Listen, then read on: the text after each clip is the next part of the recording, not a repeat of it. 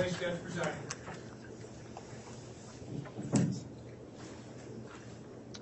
Thank you. Please be seated.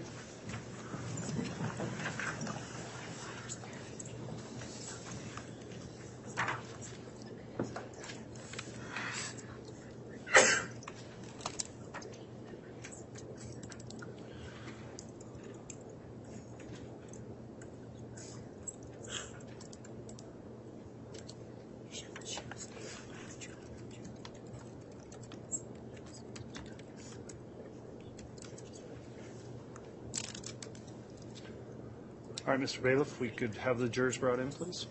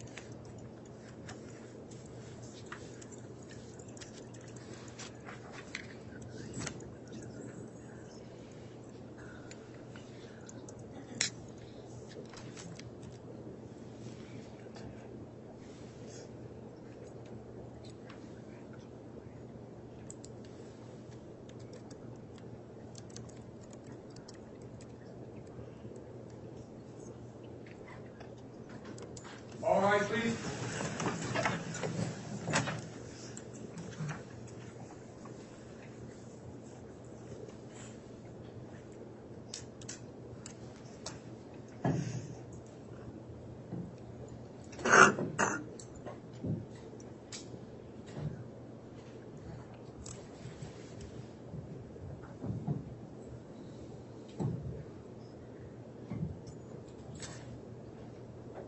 Jury's all present, counted for your honor.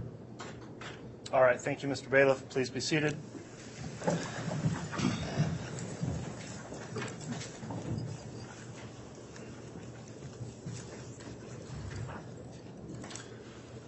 Okay, good morning, everyone. We're going back on the record on case CR 22-21-1624, State of Idaho versus Lori and Vallow.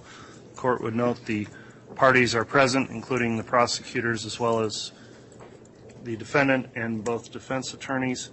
The state is continuing with its case in chief at this time.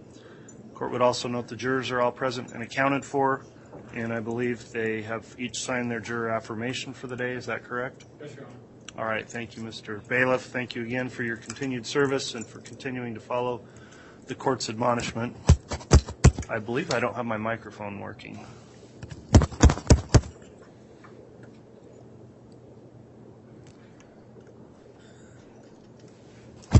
Okay, that's better. Thank you. All right. Again, thank you to the jurors for your continued service in this case and for continuing to comply with the admonishment each day as you go home. All are in attendance, so the state is continuing to present its case in chief, and I believe has another witness to call this morning. Is the state ready to proceed with their next witness? Yes, Your Honor, the state will be calling Audrey Barattiero. Okay.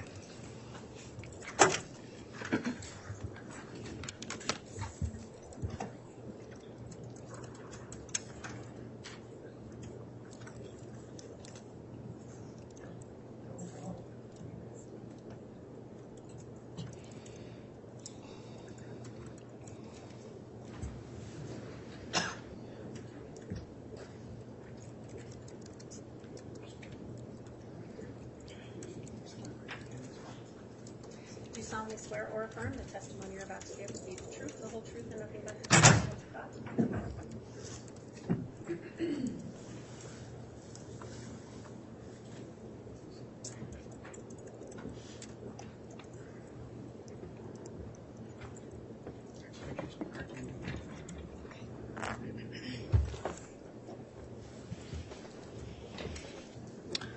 Okay, before we get started with testimony, let me just inquire of the witness now that you've been sworn. Ms. Barattiero, have you in any way heard or read any of the trial testimony in this case? No. Okay. As you make your responses to any questions here as you testify, please talk right into that microphone. Please make verbal responses to any questions so we keep a clear record and avoid speaking at the same time as any of the attorneys questioning you. With that in mind, then, Ms. Rawlings, if you'd like to inquire, you may. Thank you, Your Honor. Good morning, Audrey. Good morning. Would you please state your name and spell your last name for the record? My name is Audrey Barattiero, Audrey Barattiero. And what city and state do you reside in? Gallatin, Missouri. Okay. Have you heard the name Lori Vallow? Yes, How do you know Lori Vallow? she was a friend. And how did you first meet her? I attended a conference, the end of a conference in November 2018, and her home was offered as a place where people could stay. So that conference, I think you said, was approximately when? November 2018. Okay. And you stayed in her home during the conference? At the end of the conference, yes. Do you recall who else stayed at Lori's house? I think Zulema, Melanie Gibb, and there was others, and Chad Daybell was there. Okay. Do you recall where Chad Daybell slept while he was at the residence? He slept on the other side of the home. Okay. Were you able to observe Lori and Chad together during that time?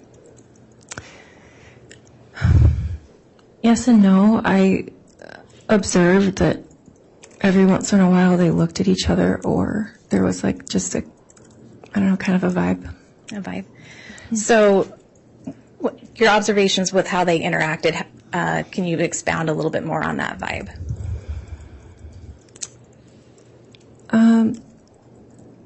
Did they seem flirtatious? Did they seem like they knew each other? Did they seem... They didn't seem flirtatious, but it seemed like maybe they knew each other a little bit or something. Okay. And were you aware if they had met previously? I think that they met in St. George. Okay. When did you next have contact with Lori? I believe in February, so about 3 months later or so, and Chad asked me to be her friend. Okay. So I was going to ask you how that occurred. Can you just explain a little bit how Chad asked you? He asked me to be her friend, Okay. and that she needed a friend, and I said, okay. Did he say why she needed a friend? He said that he couldn't talk to her all the time, and that maybe I could be someone to like uplift her or, be a friend. Okay. And you mentioned this occurred in February. Would that have been the February of the next year? Yes, 2019. Okay. And when you talked with Chad, how were you talking with Chad? I was talking with him on the phone. Okay. So he asked you this over the phone about Yes. Okay. And how often would you say that you talked with Lori on the phone after that? Usually it was every few weeks, but there was times that it was every couple weeks or a week, but for the most part every few weeks. Did you get to know each other over the phone? Somewhat. We talked about more so spiritual things, not as much things going on in personal life stuff. Okay. And when did you next see Lori in person? In the summertime Okay. of 2019. Summertime in 2019. What kind of event were you attending at that time? There was a event that was scriptural based and somewhere in Utah, Utah Valley, and I went to that. Okay. And I just want to back up a little bit. I think you said that Chad asked you to be Lori's friend because he couldn't talk to her all the time. Do you know what that meant? My impression was that he was trying to keep propriety because he was married. Okay. And this conference that you saw Lori at next, you said it was in the summertime. Where was that conference held? I'm sorry, can you say that again? Where the conference that you attended in the summertime? Mm-hmm. Where was it held? It was held in Utah somewhere in the Salt Lake Valley. Okay. And where were you living at the time of that conference in the summer? Do you remember what month it was? I don't, but I would guess that it was in June or July. Okay. And where were you living at that time? I was living in Utah. Okay. So you lived in Utah and you attended a conference in the same state. Is that Yes. right? Okay. Yes. And do you know where Lori stayed when she attended that conference? In a hotel. Okay. Did you spend any time with Lori? Yes. Do you recall who else visited with her and you? Zulema was there, and Melanie Gibb, and there was some other women that I didn't know. And what did Lori talk about at that time? I don't remember what was talked about, but at the end of being there, she brought up wanting to work on her husband at the time, Okay. And do you know who her husband at the time was? Charles. At some point, did you go back to her hotel room? Yes, that's where she brought it up. Okay. So when you say that she wanted to work on her husband, Charles, what does that mean?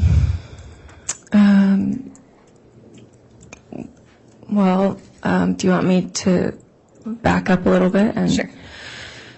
So at some time close to that time, when I had seen her again after not seeing her for a long time, she all of a sudden, out of the blue, brought up all of this stuff about zombies and people being possessed is kind of the idea of that. And I hadn't heard of that before and had no basis for that.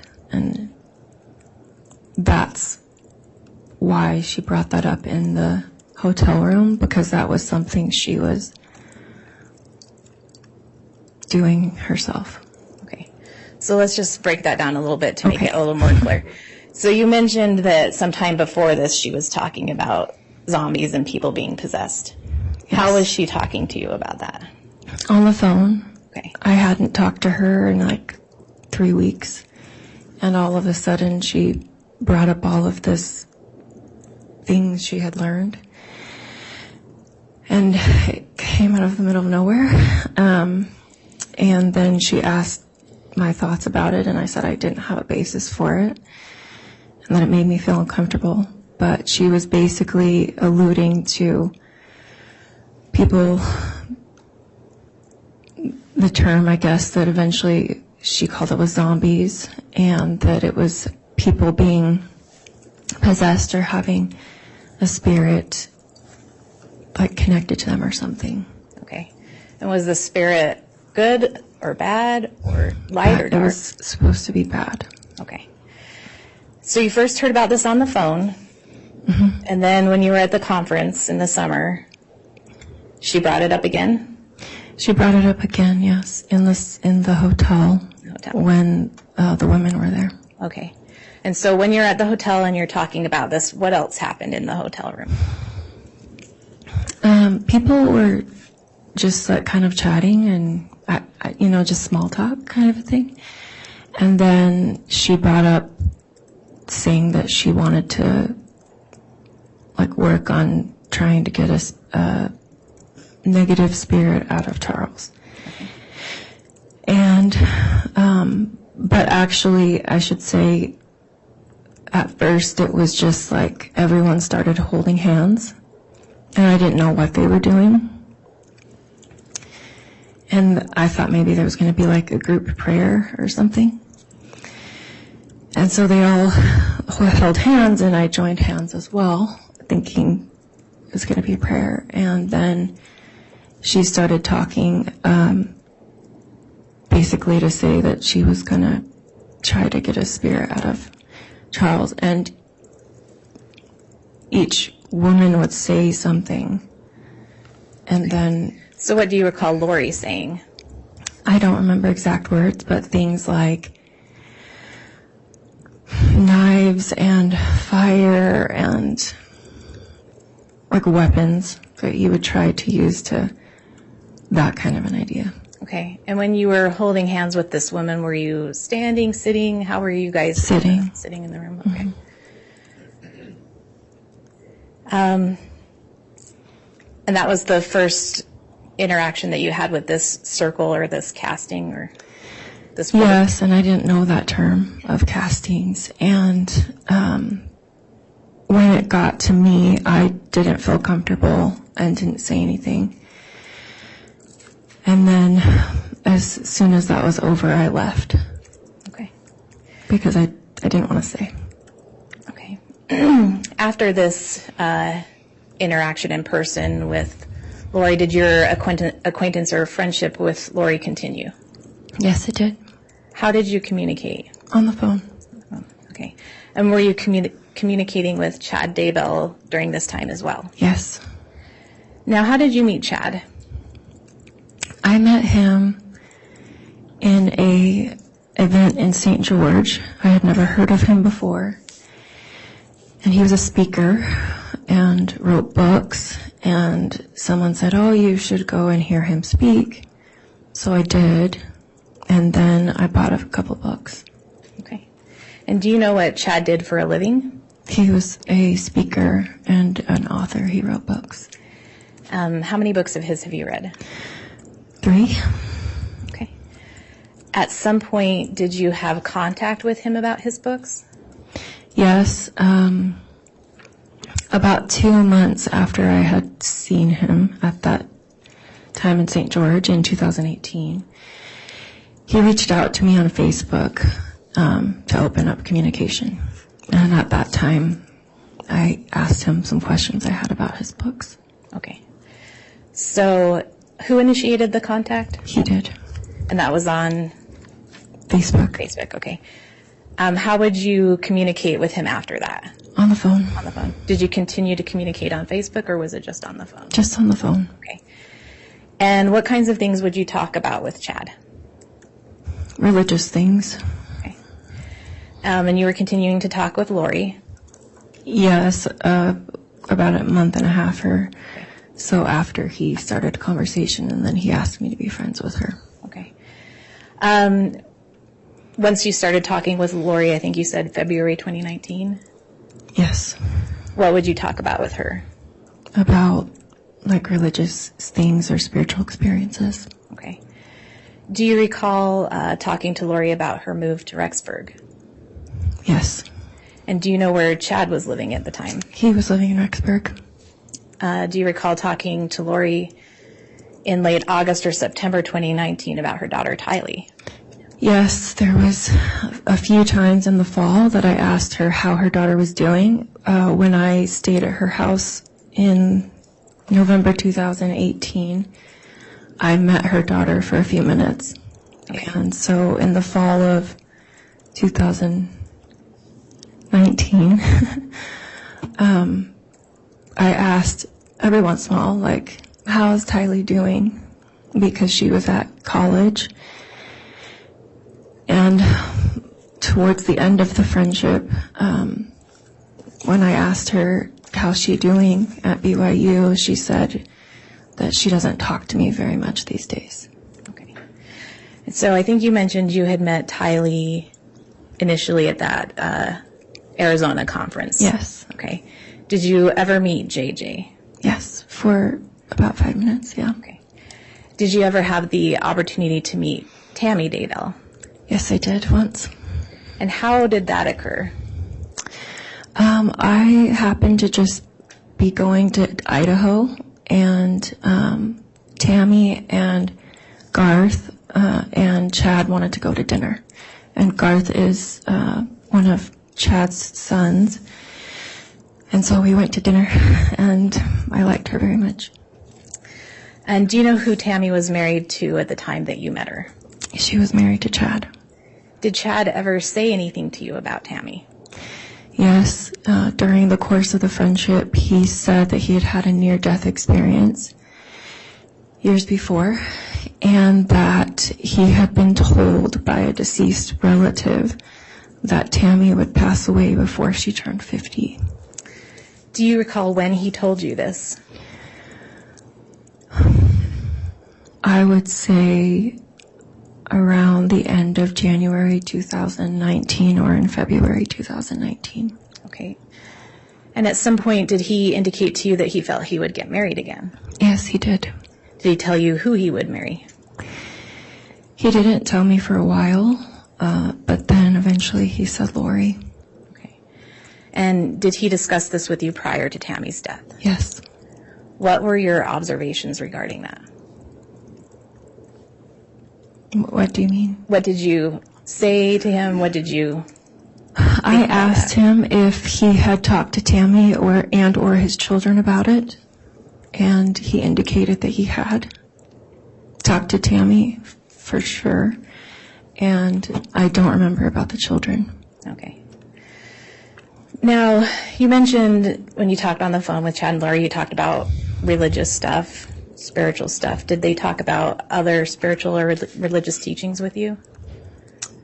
Besides what we've already kind of covered. Yes. Did they talk to you about prior lives or probations that Lori and he had? Yes. What do you remember about that? He said that he had been Methuselah, and he said that he had been an apostle at the time of Jesus Christ, James. Okay. And do you recall if Lori and Chad indicated a belief that they had been married in previous lives? Yes. Do you know what names they claimed to have in that prior life? I don't remember about the time when he said he was Methuselah. I remember that she was somehow around, according to them at that time. But I remember that he indicated that they'd been married at that time when he said that he was an apostle. And he said he was who? James. And do you recall who he said Lori was? His wife. And he said her name was Elena. Elena or Elena? Elena. Okay. At some point, did you move away from Utah? Yes, I did. Where did you move to? I moved to Missouri. Okay. Did Lori come and visit you in Missouri? She did. She and her niece, Melanie Boudreau, said they didn't have anything else to do and asked if they could come and see the church historical sites in Missouri. They had never seen them. Okay. Do you remember when that was? October 2019. Do you remember if it was the first part of October or later? The first part? Okay. And you mentioned that Melanie, her niece, was with her. Is that right? Yes. Okay. Was anyone else with her? No, Did you ever see Tylee with her in Missouri? I did not. You mentioned that the reason for their visit was to see some of the church sites. Yes, they said that they had some free time and wanted to go see the church sites. They'd never seen them before. Did you visit with them at that time? I did. Where did you guys visit? We went to a place called Adamandayaman and to the temple, and they went to Liberty Jail. Okay. At some point, did you also go back to their hotel room? I did. Did you stay there with them? I did stay there one night, yes. Okay. Now I want to talk to you a little bit more about this experience that you had in the conference in the summer in the hotel room. Mm-hmm. That was, I think, the first time you'd heard about this idea of zombies and people being possessed. Is that right? Yes. And do you remember when you first heard Lori use the term zombie? I don't, but it would have been in the summertime. Okay. And do you know what it meant when she was explaining this, if someone was a zombie? Yes. The idea was like the person was possessed and that there was a spirit in them that needed to be taken out. Did you ever discuss with Lori or Chad whether someone was light or dark? Yes. What did that mean? Chad had this idea that, I guess, like he would say if someone was light or dark, depending on if, like, they were predominantly a good person or if he predominantly thought that they were a negative person. Okay. Did you discuss with Lori people that she believed were dark or were zombies? Yes. And who were those people? She said her husband Charles was, and then later at the end of the friendship, she said that her children were. Anyone else? And Tammy. Okay. Yes. And so her children, can you just give me their names again? Tylee and JJ. So these included Charles, Tylee, JJ, and Tammy, is Yes. that right? Was there anyone else that she talked about being dark? Yes. Melanie Boudreau, one or two of her children. Okay. Now I'm going to go back to when you visited with her and Lori at the hotel room in Missouri. What happened there? They invited me to stay in their hotel room instead of driving back to my house, which was a distance away. And it was going great. And then basically she brought up the idea of working on Tammy. Okay. And again, when you say working on, what did you guys do? She said that Tammy had a spirit that was in her and needed to be taken out. And I told her I did not want to help and that I did not want to participate. And she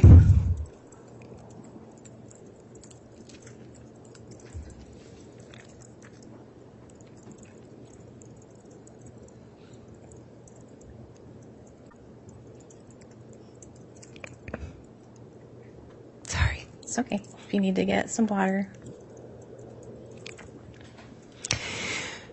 She highly pressured me, saying, "You're supposed to be my friend. You're supposed to help me. Like Chad asked you to be my friend." And I reiterated that I didn't want to.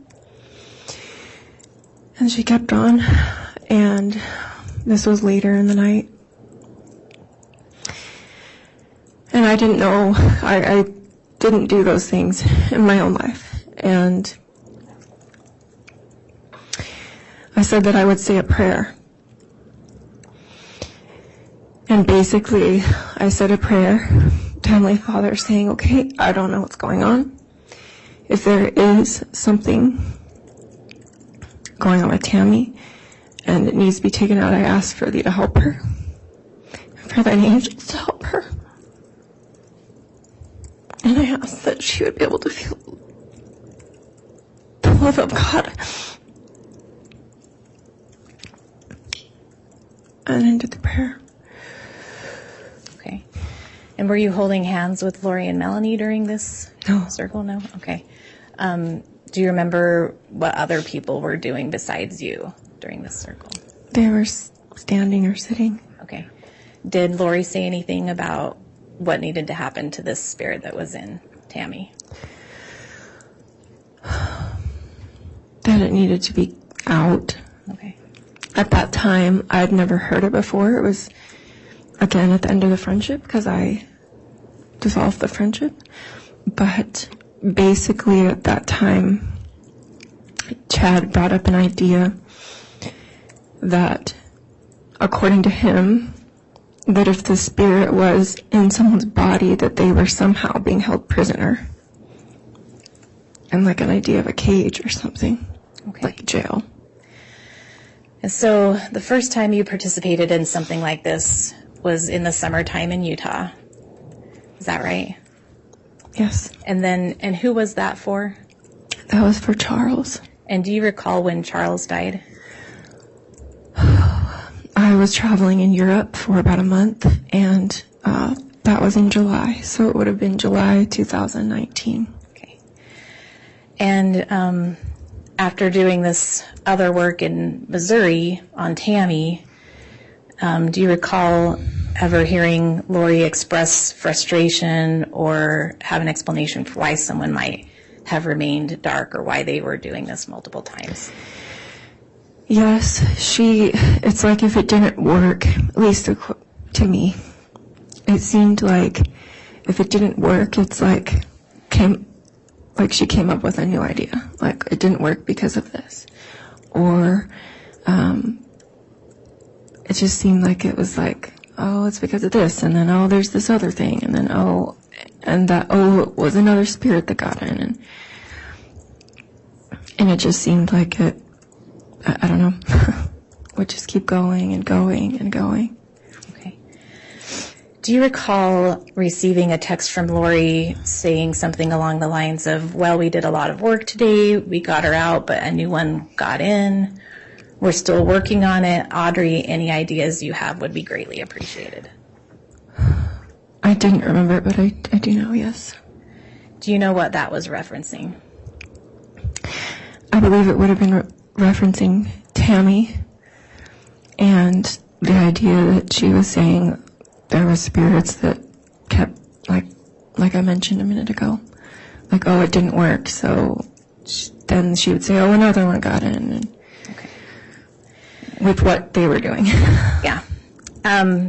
Why would Lori have been asking you for ideas or guidance? I don't know. Did you have any special knowledge or insight? No. When Lori and Melanie visited you in Missouri, did you do any other work other than on Tammy? No. And where did Lori say Tammy's spirit was? She was saying that she was in a cage or a jail or something like this, and it was the idea like she needs to be freed and helped because some person's overtaken her body. Okay. And so she wasn't in her body anymore. According to them. According to Lori. And do you know what would happen if this dark spirit was pushed out? At the end of the friendship, when I heard Chad Daybell say,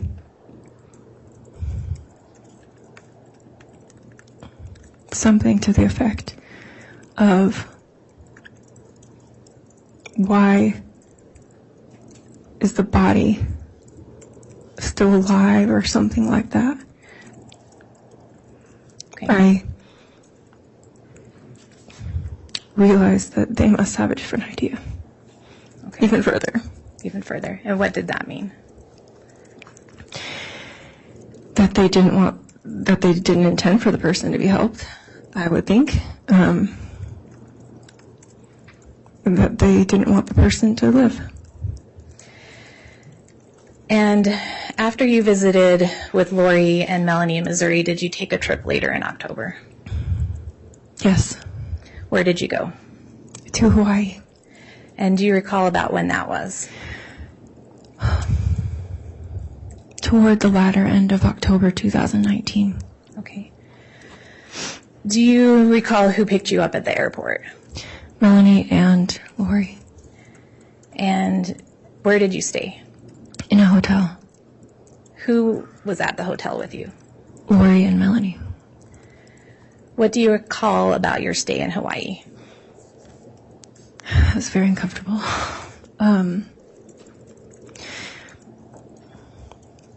Basically, they invited me saying that Melanie was going through a hard time and that she needed a friend. And I said, I could be a friend.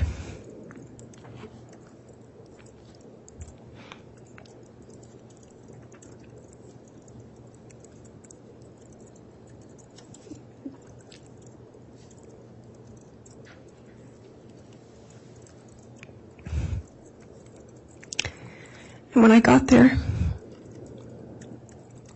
shortly after getting there, Lori told me that Tammy had passed away, and I didn't know.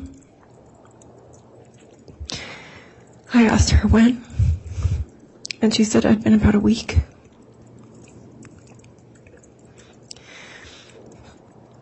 I asked her, how did she pass away? And she said in her sleep. Okay. Do you recall what other kinds of things you were doing in Hawaii while you were there? We went on a bike ride and most of the time spent time at the beach. Okay. And what did you observe about Lori's behavior while you were in Hawaii? She seemed agitated and snippy toward Melanie. And just different emotions. Other times she would like swing and be like happy, but overall her behavior seemed different. I had not seen her behavior like that. I hadn't seen her much in person, but she had been nice and very, I don't know, but at that time, she seemed agitated or, like I said, snippy. Okay. And now when Chad had asked you to be friends with her because he couldn't talk to her all the time, did you notice anything about her behavior that was related to Chad? There was times that she would get phone calls and she would leave and go talk and be gone for a long time. And I would just be sitting with Melanie, trying to keep her company. And times when she was happy, it seemed like she was thinking about him, or I think had talked to him on the phone. Okay. And did you personally talk to Chad while you were in Hawaii? Yes. Okay. And you mentioned that you heard about Tammy's death while you were there. Yes. And you heard that from Lori. Yes. When did Lori leave Hawaii? She left Hawaii on Wednesday.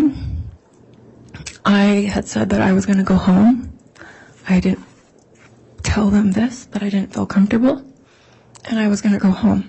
And when I said that I was going to go home, they said, but you just got here. And then Lori said that she was going to leave.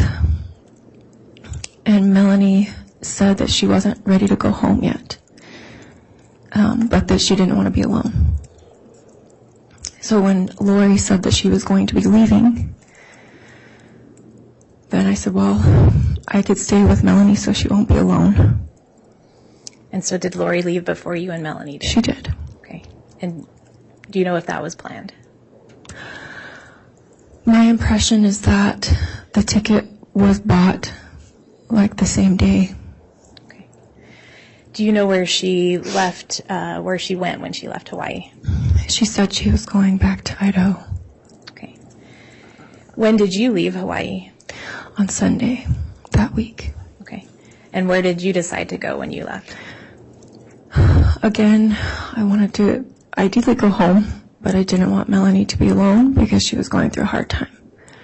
So I told her that I would fly with her there. And when you say there, Sorry, Idaho. okay.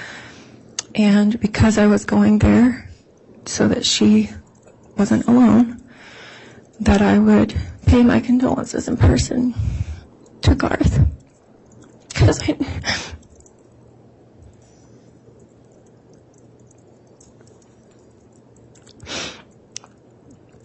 I knew that he'd been very close to his mom.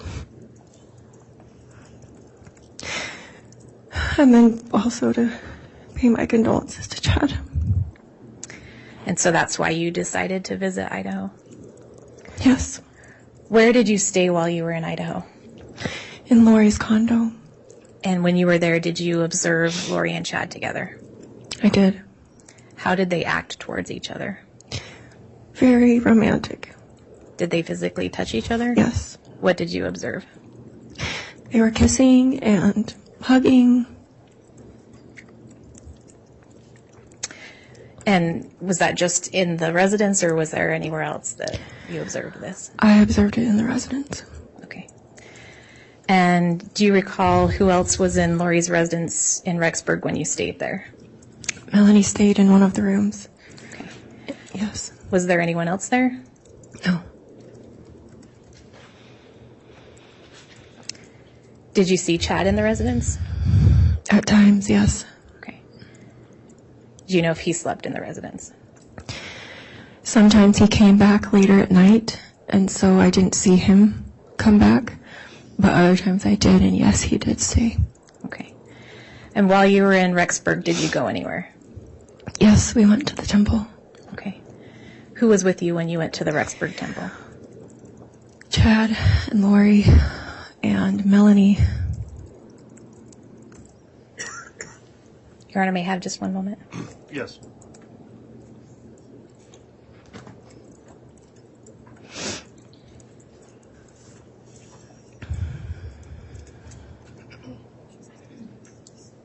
Your Honor, I don't have any questions at this time. All right, thank you, Ms. Rawlings. Thank you. Who will be conducting cross? All right, Mr. Archibald.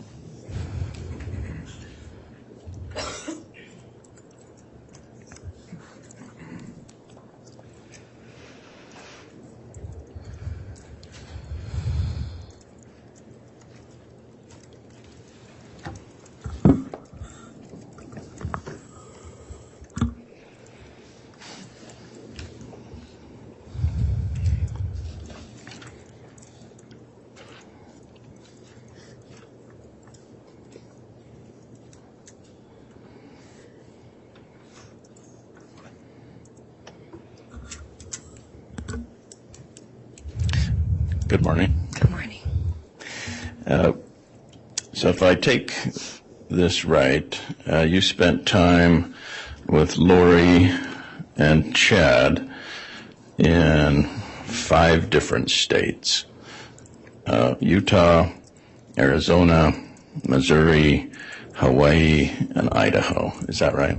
Yes. And you met them through conferences or religious seminars. Is that right? Yes. And what religion are you? A member of the Church of Jesus Christ of Latter-day Saints. And what were these conferences that you were going to? They were about like scriptures and about last days events and. And how old are you? I'm 34. Are you single or married? I'm single. Okay. And what do you do for a living? I work remotely for customer service. Okay. And so you'd go to these seminars to, were they called Preparing a People seminars? Mm-hmm. Is that a yes? Yes. And preparing a people for what? For like the millennium talked about in scriptures.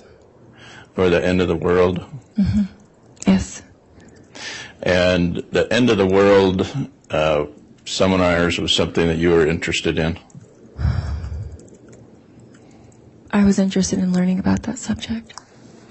And is that when you were introduced to Chad Daybell and started to buy his books? Yes. And these books that you bought from him, were they about the end of the world? Yeah, they were like fictional accounts of like people who would be like living fictional type. And did Chad tell you, yes, they're fictional books, but they're actually true? He said they were fictional, but that they were based on some of the ideas in them were based on spiritual experiences or impressions that he or other people had had. And Chad had talked to you about his near-death experiences. Is that right? Yes, yes. And that he had been to the other side, had seen that, and now he's back here writing books about it. Is that what he had told you? I don't know if he wrote a book about his near-death experience, but he was writing books. Okay. And the end of the world, is that something that's going to be happy or sad? Well, the scriptures talk about it being both. Okay. And so preparing a people is about preparing for a happy event or a terrible event? A happy event. Okay. So what's the point? Why do you need to prepare for a happy event? Objection, relevance, and argumentative. Overruled. Go ahead. Oh, what was the question? What's the point of preparing to be happy when Jesus comes again? What's the point of that? To be with God and to be with your family and to live among people who want to be with God. Okay. So what do you need to do to prepare for a happy event? Be living the commandments and the gospel, doing the best you can. Okay. So that's the point of these seminars or conferences that you would go to, is how to be happy if Jesus comes again. Is that Yes. right? All right.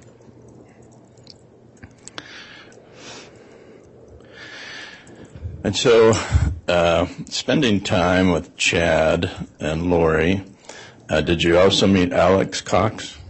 I met him once at the end of the friendship. And where did you meet Alex? In Idaho. Did you ever meet him in Utah? No. In Arizona? No. In Missouri? No. In Hawaii? No. Okay. Did you ever meet Charles Vallow? Once. And what did you think of him?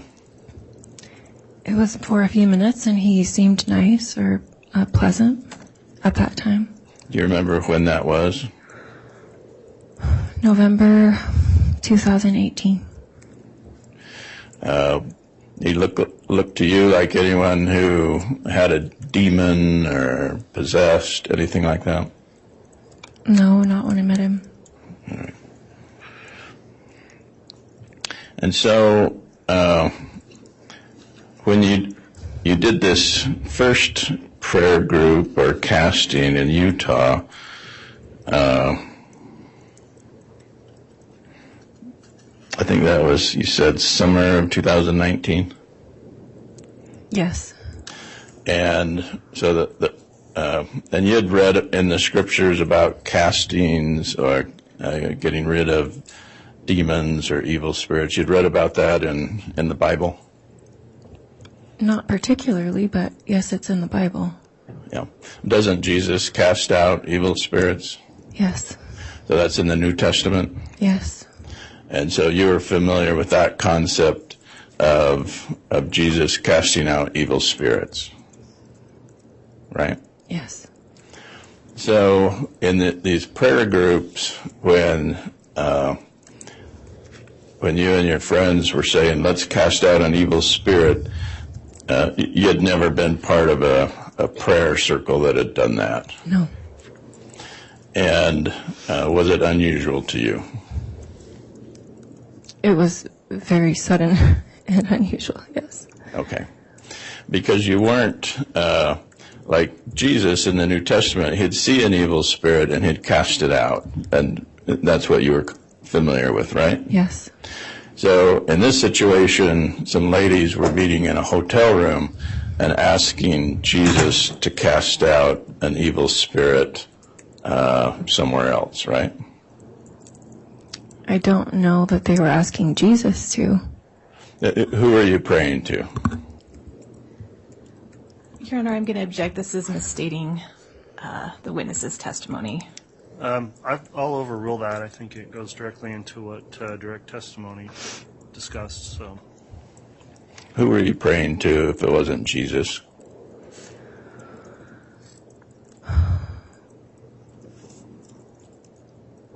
When, at that other time when I said a prayer, I said a prayer. The method that they were using didn't seem like a prayer.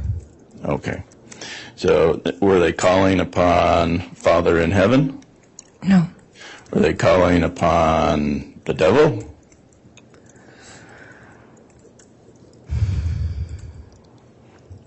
Not specifically, but the words that were used were like aggressive things. And so this is your very first time that you spent with these ladies in a hotel room in Utah in 2019, and Charles Vallow was still alive, right? Yes. And they're saying things, and you don't think it sounds like prayers to Jesus. You think it sounds like something else. I didn't know what it was, but it wasn't like a prayer, like... And so were you worried for Charles Vallow at that time? I didn't know what to think. Did you call the police? No.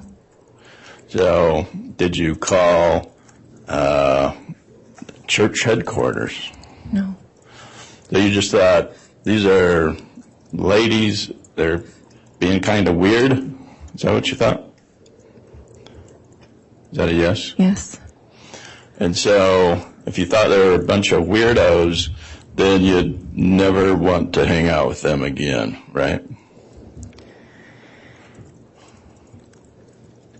Yes, but I thought it was just, I didn't know what to think of it, and that I didn't know about it, and it wasn't my thing personally. So did you say, hey ladies, this is stupid, let's not do this? No, I just removed myself. I left right after. But yet you kept getting together with these ladies, right? No, I did not know Zulema and Melanie Gibb very well. So you met them after this, first time you met them again in Arizona, right? Yes, but I was not in communication with them. And your communication was mostly with Chad, right? Yes. So Chad was the source of all of your information about castings, about evil spirits. Is that right? I first remember hearing about zombies and that languaging from Lori. And where did Lori say she got it from?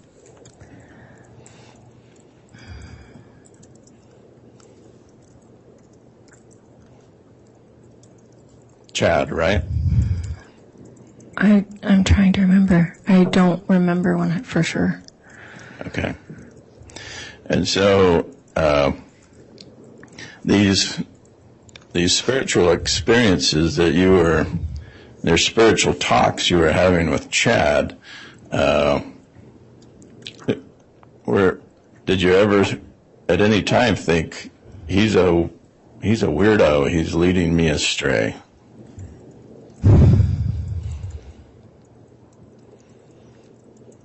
At the end of the friendship, there was questions in my mind.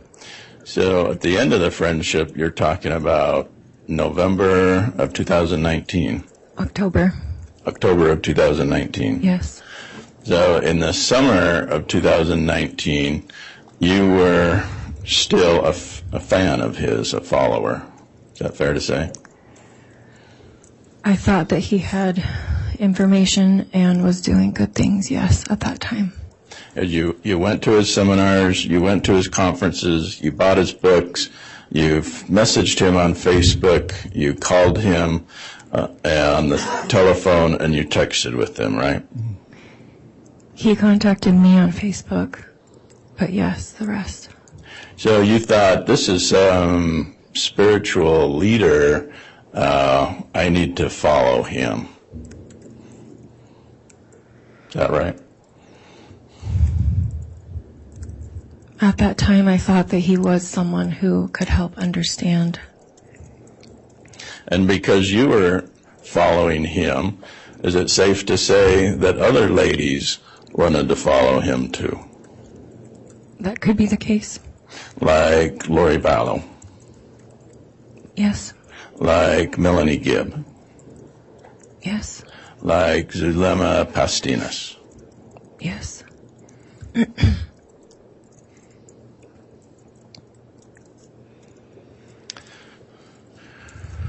So when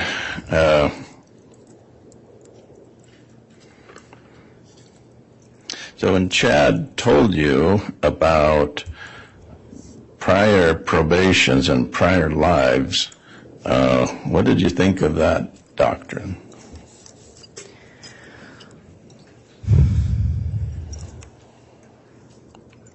I wondered if there could be something to it. And he said that he had been Methuselah. Is that right? Yes. And who is that? He lived in the Old Testament and was a prophet. So Chad Daybell told you, in a prior life of mine, I was a prophet named Methuselah in the Old Testament. He told you that. Yes. And you believed him. Yes. And in another prior life, Chad Daybell told you, I was an apostle of Jesus Christ. He told you that. Yes. And you believed him. Yes. So that's 2 prior lives. Did he tell you how many prior lives he had? I don't remember how many he said. Multiple. Yes. Many. Is that right? Yes. Over thousands of years. Yes. Over millions of years. Yes. Over billions of years. I don't know. Long time. That he was regenerating as all these great people. Right? Yes. Did he ever say, yeah, one of my prior lives I was a loser in the 1700s? Ever say anything like that? No. Yeah. All of his prior lives, he was someone great, someone cool, right? Yes. Yeah. And he told you that his name was James, and he was a friend of Jesus, right? Yes. Was he the brother of Jesus named James, or a friend? I think it was the brother. Okay. And that Lori had been, in one of her prior lives, she had been Elena, and she had been married to James in a prior life. Is that right? Yes. And Chad and Lori, in their prior life, Chad told you that they were friends with Jesus and walked in Palestine with Jesus. Is that Yes. right? And Chad Daybell told you that you were married to Jesus. Objection, Your Honor, relevance and beyond the scope. Overruled. Yes, he did. And so what was your name being married to Jesus? He said Joanna. Joanna? So when Chad Daybell told you that in a previous life your name was Joanna, and you had been married to Jesus, what did you think of that?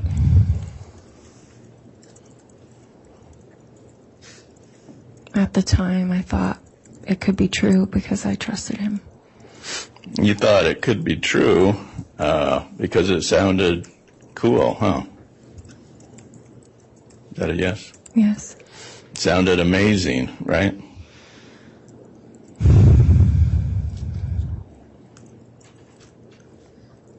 Yes. I mean, that's pretty cool, being married to Jesus. You thought that was pretty cool, right?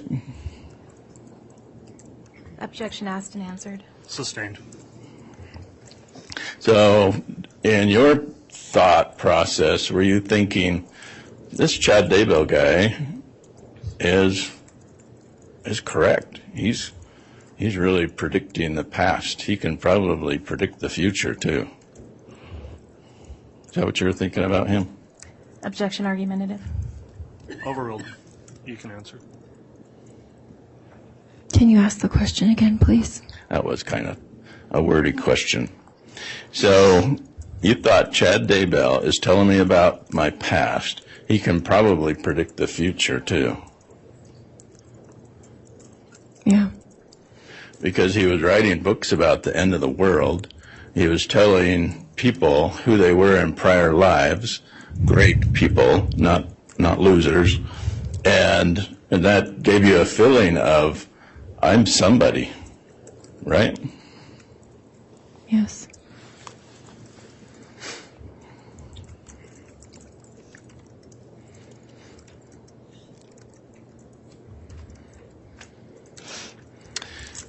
Why did you move to Missouri? As a matter of prayer, I just personally felt to.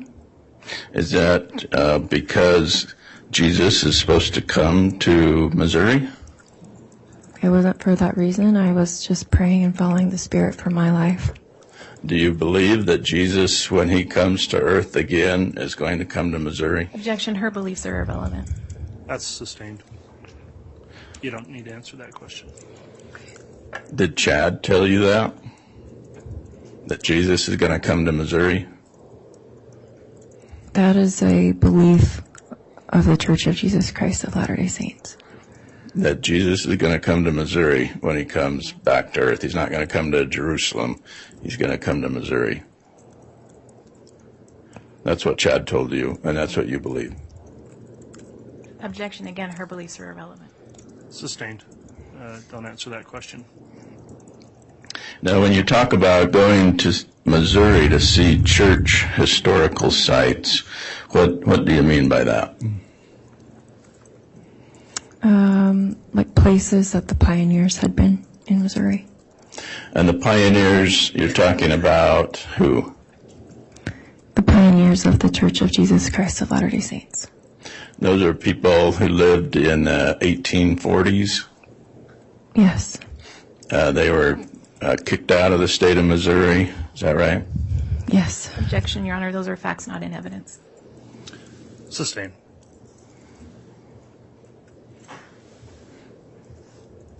So which church historical sites did you visit? Adam on Diamond, and they went to Liberty Jail, and I don't know if they went to any others. So what does Adam on Diamond mean?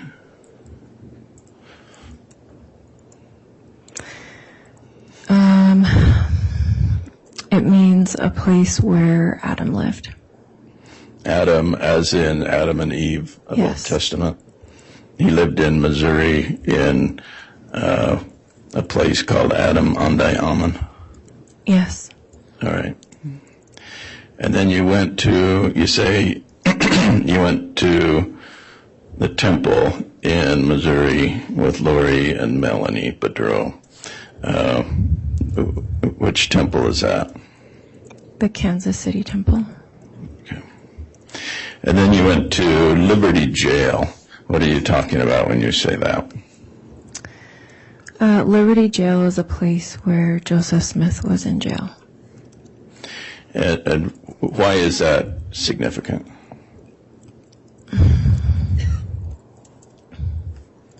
Objection, Your Honor, relevance. Well, it came up indirect, so I'll overrule that for now, but it does need to go towards a relevant point, Mr. Archibald.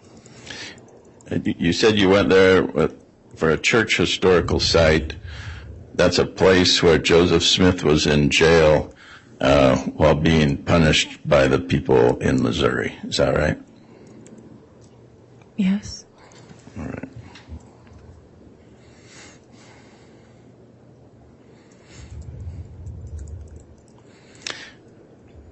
And then in October of 2019, when you're in Missouri, you were with them when they did another casting. This time not with Charles, but with Tammy, right? Yes.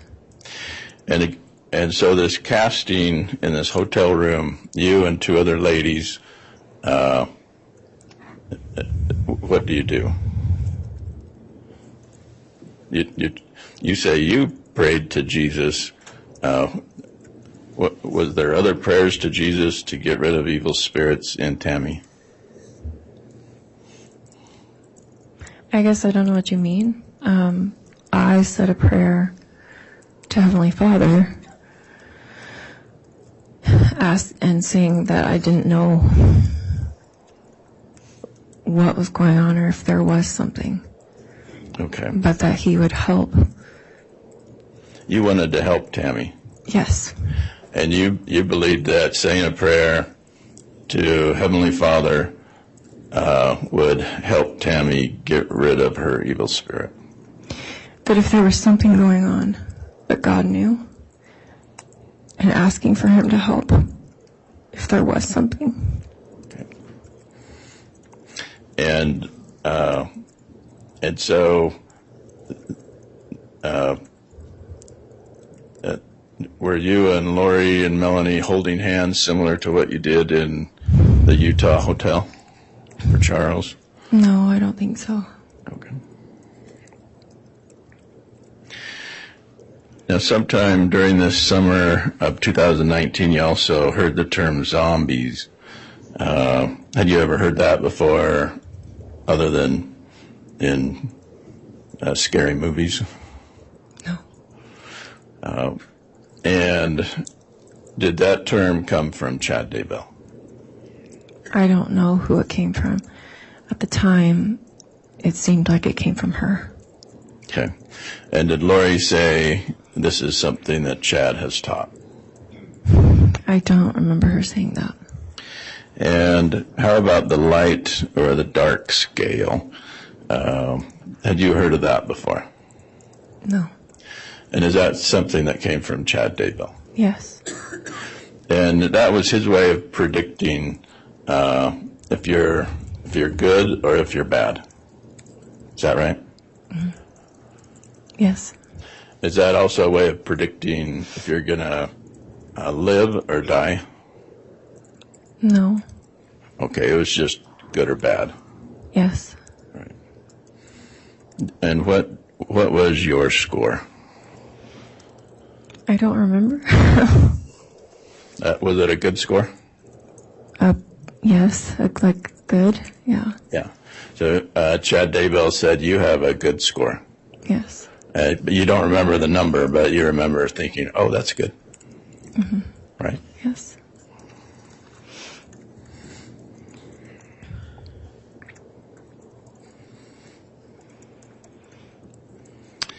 So all of these times that you were doing castings for Charles and then Tammy, did you ever think, someone is in danger, I better call the cops?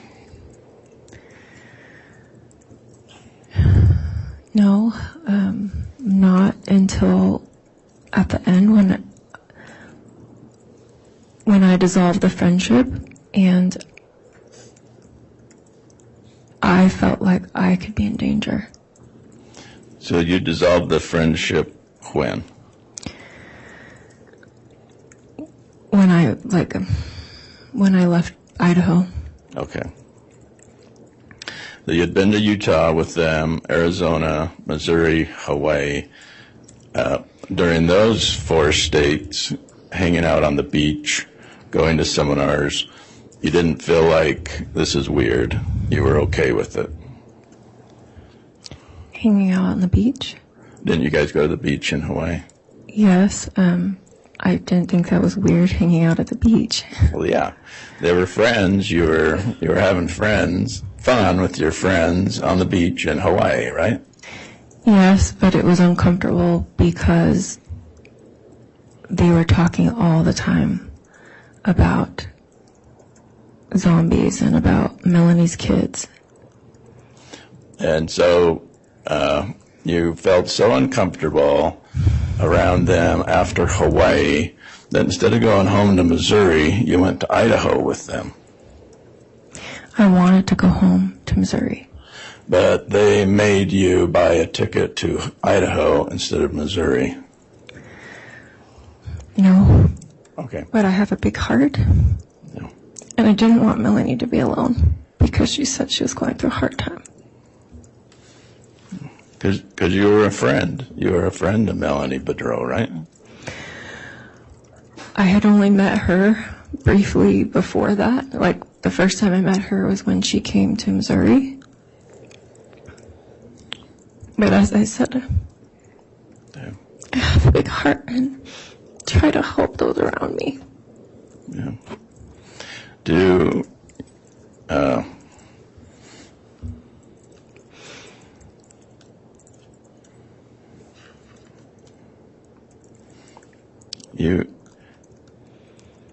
And that's what a friend does, is you wanted to help your friends, right? Until I didn't think they were friends. Yeah. And that's why you went to the Rexburg Temple in Idaho with Chad and Lori and Melanie. It's because they were your friends, right? They asked me if I wanted to go anywhere, and I said I wanted to go to the temple. And the temple is a place where you can worship God. Yes. And be with your friends. To serve others. Yeah. And that's why you went to the temple with them, right? The temple is a place of peace. Yeah. And so when you went to the temple with Chad and Lori and Melanie, that could have been why they went to the temple too, right? It could have been. Yeah. All right. Thank you. All right, that'll conclude the cross-examination then. Ms. Rawlings, would you like to conduct redirect? Yes, briefly, Your Honor.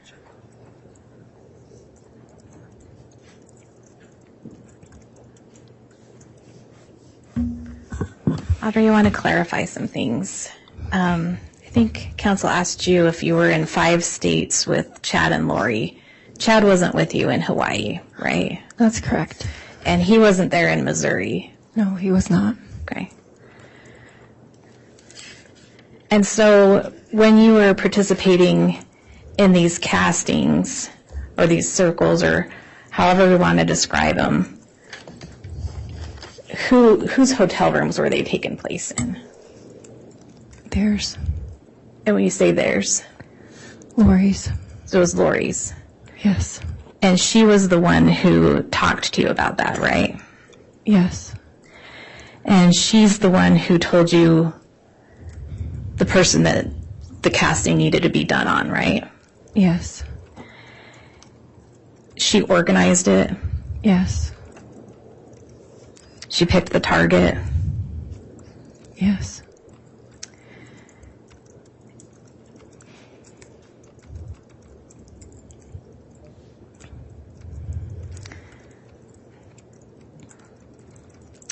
Now, the one on Charles in Utah, I think I asked you if you heard that he died later. Is that right? Yes. He was killed. Yes. And then there was one casting conducted on Tammy, right? Yes. And then she died. Yes. Okay. And I think, they were working on their own doing those things. Yeah. I think defense counsel kind of asked you about this friendship and why you terminated it, and you said that you were scared or in fear. Why was that?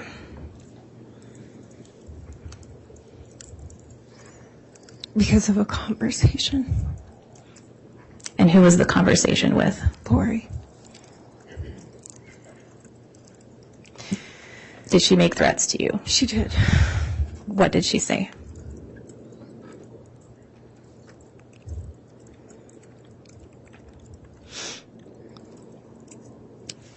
What threats did she make to you? Your Honor, I think this is outside. She the threatened to scope of kill her- me. I'd object. Hold on just a minute. It came up on cross-examination, so it's within the scope of cross and proper redirect. Ms. Rawlings, you can re-ask the question. What's the time and place of this conversation? And I think, Audrey, you indicated this was when defense counsel asked you why you ended the friendship, and that was in what month? In October 2019. Okay. Yes, I had already made plans to leave because I had prayed about it and it felt like I needed to leave and end the friendship. And I was leaving early the next morning. And Lori and I were the only ones in her place at the time.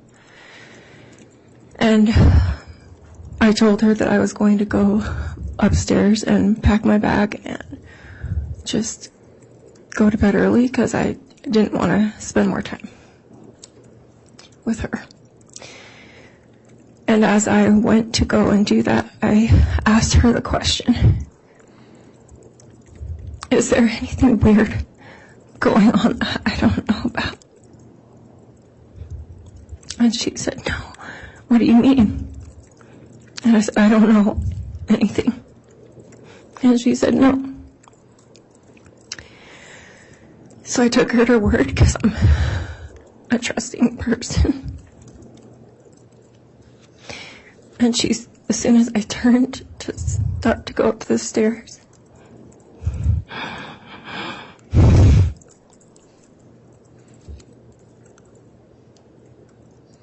she started laughing. The kind of laugh as if you're laughing at someone or think something's hilarious. And she said to me, you're so naive and too trusting. You're like a little child. You'll believe anything anyone would tell you. And she said, you think the world is all unicorns and rainbows. And you go around helping people and serving them. Well, I've got news for you. Not everyone's a good person. And not everyone can afford to be so nice and kind. And then she said that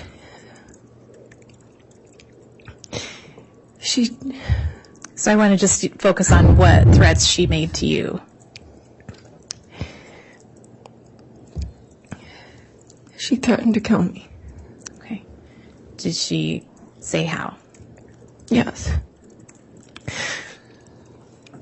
She said that she would cut me up. And something about that she wasn't in the mental place to do that, but that she would get herself in that place to be able to do it. But that she didn't want to have to because it'd be so messy and there'd be so much blood. And the bleach and something about trash bags. And that she would bury me where no one would ever find me. Okay.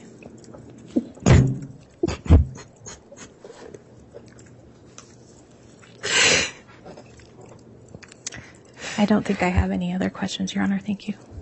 All right, Ms. Rawlings. Can I recross on that? You may, Mr. Archibald.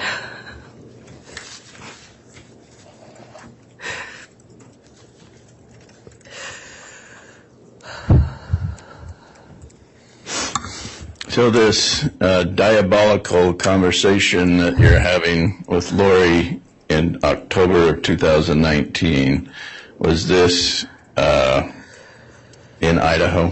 Yes. You'd been with her previously in October of 2019 in Missouri, right? Yes. You'd been with Lori previously in October of 2019 in Hawaii, right? Yes.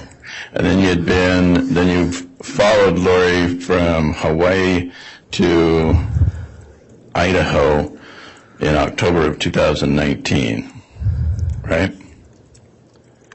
Yes. And then you decide it's time to go home to Missouri. I'm sorry. I didn't follow her. I did not follow Lori. Okay. You just happened to go from one state where you were vacationing with her to her place where she lived. But you're saying that's not following. Objection, argumentative. Sustained. So this conversation in Idaho is before you go to the temple or after you go to the temple? After. And so you're saying she starts laughing and talks about unicorns and rainbows and that she would cut me up and put me in trash bags. So, yeah, she mentioned trash bags. Why? Objection calls for speculation. Overruled.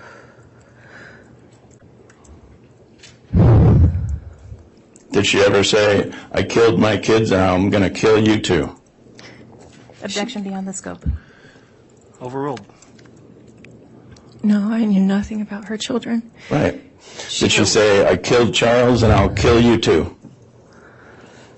She didn't talk about Charles. Nothing like that, right?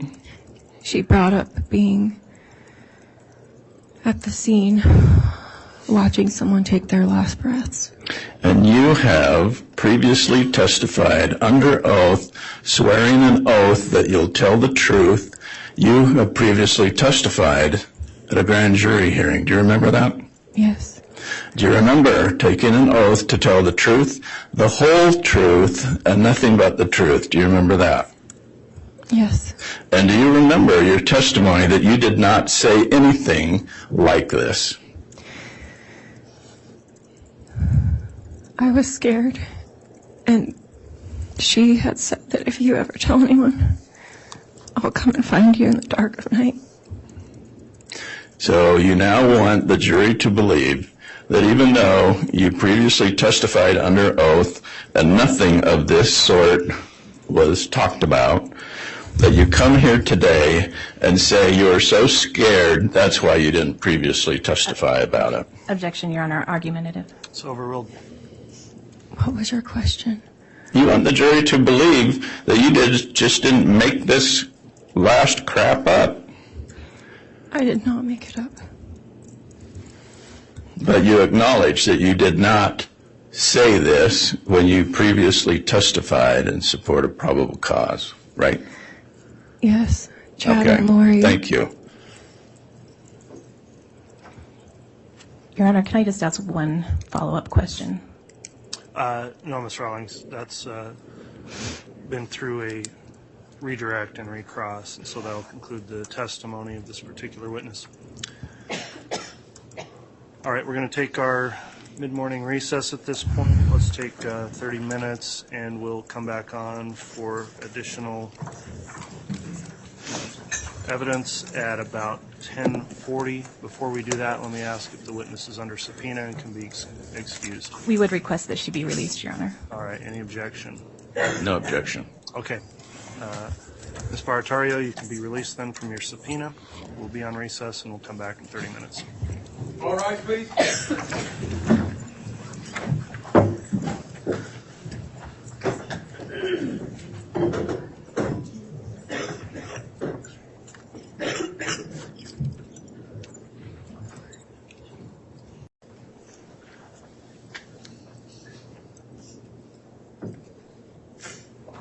Thank you. Please be seated.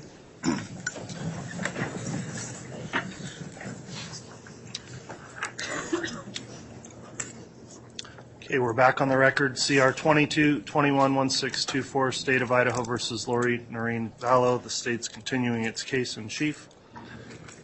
Is there another witness to call this morning? Yes, Your Honor. Who will that be? It will be Detective Vincent Kaikamanu. Okay, we'll go ahead and have the jurors brought in, and then you can call your witness.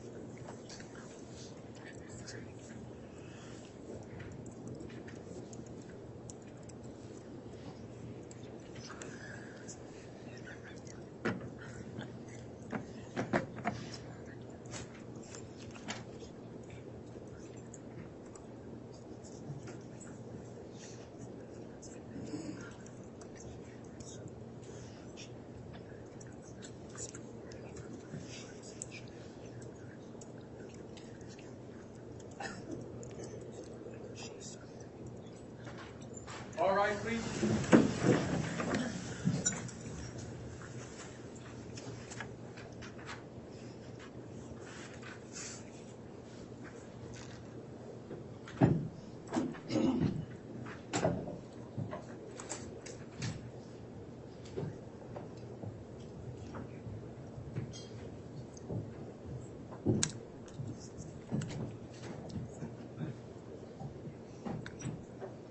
Here's off the count for you, Your Honor. Thank you, Mr. Bailiff. Please be seated.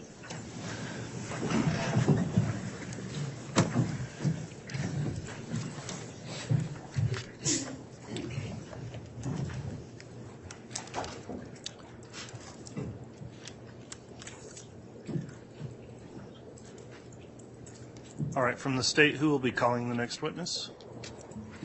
I will be, Your Honor. Okay, Ms. Blake, you can call your next witness. Detective Vincent Kaikamanu.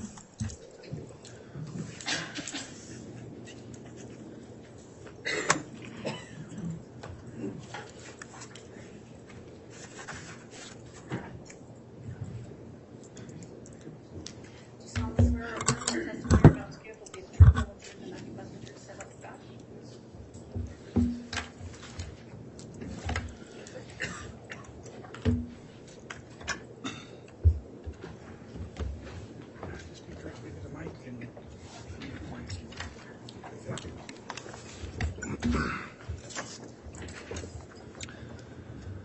All right, before we get started with testimony, Detective Kaikamanu, have you viewed any of the trial testimony in this case in any way, read it or listened to it since the trial started? I have not. Okay, thank you for that. When you're being questioned, please talk directly into the mic, use verbal responses for questions, and please don't talk over the top of any attorney questioning you so we can keep a clear record. With that in mind, Ms. Blake, if you'd like to inquire on direct, you may. Thank you, Your Honor. Would you please state your name and spell it for the record? Vincent Keone Kaikamanu. Last is K-A-A-I-A-K-A-M-A-N-U.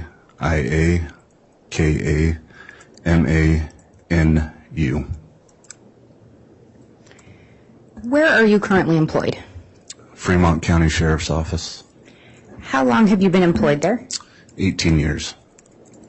What is your current title and/or position? I'm currently a sergeant over the detective division and our school resource officers. Have you held prior positions within the Fremont County Sheriff's Office? I have Before moving over to the detective division, I was a supervisor over patrol division. Before that, I also worked in our jail. Do you have any specialized training in order to be a peace officer? I do. I attended the Idaho Post Standards and Training. I went through several other trainings that included homicide trainings, child sex cases, narcotics investigation. I also hold a certificate in my advanced certificate, my intermediate certificate, my supervisor certificate, and command training certificate. Do you recall receiving a phone call in the early morning hours of October 19th of 2019? I do. Who called you? That morning, I actually missed the call from Deputy Greenhalgh. Once I noticed I missed the call, I called her back. And was that call about an unattended death? Yes. Did you learn who the decedent was? Yes, I did. And who was that? Tamara Daybell. And can you tell us why Deputy Greenhalgh had reached out to you? So that night I was the on-call detective, and that's why she gave me a call.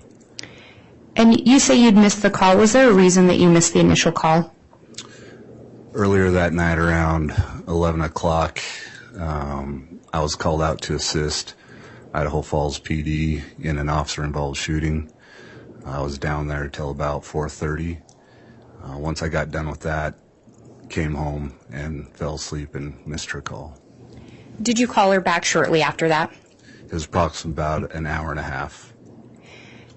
When you did reach her, do you know if she'd already been in contact with another detective with Fremont County? She had been in contact with Detective Mattingly. And do you both take calls when you're not on duty? Yes. And you indicated that you were down assisting with an investigation in an officer-involved shooting. Do you also assist other agencies as part of your job duties? I do. When the deputy called you that night, was that standard procedure at the time or common practice? It was common practice, yes. Did she indicate anything to you regarding there being any suspicious circumstances surrounding the death of Tamara Daybell at that time? At that time, she did not. When I got a hold of her, she had already informed me that she talked to Detective Mattingly as well. I asked her if there's anything out of the ordinary at the house, if Tammy Daybell's body was anything suspicious with it, if there's any forced entry into the house. She informed me there was not. She also informed me that there were 2 coroners on scene as well. And again, she had already talked to Detective Mattingly before myself.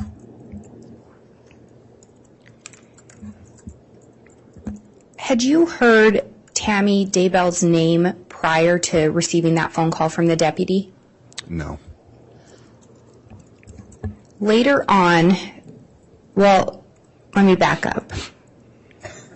At some point, are you aware if an investigation was started into the circumstances surrounding Tammy Daybell's death? After her death, yes, I was made aware. And the investigation was not started immediately after her death, is that correct? Correct. Do you know approximately when Fremont County Sheriff's Office began investigating Tammy Daybell's death? I believe Fremont County Sheriff's Office got involved approximately the end of October 2019. So at least a few weeks after her death, approximately? Yes. Were you personally involved at the beginning of the investigation? I was not. At what point did you become personally involved in the investigation? I got involved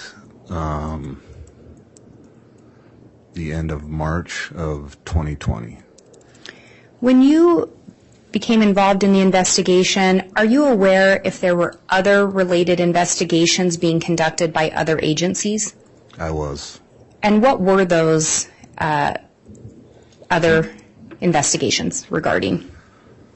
I was made aware of an investigation on the attempted shooting of Brandon Boudreaux out of Gilbert, Arizona.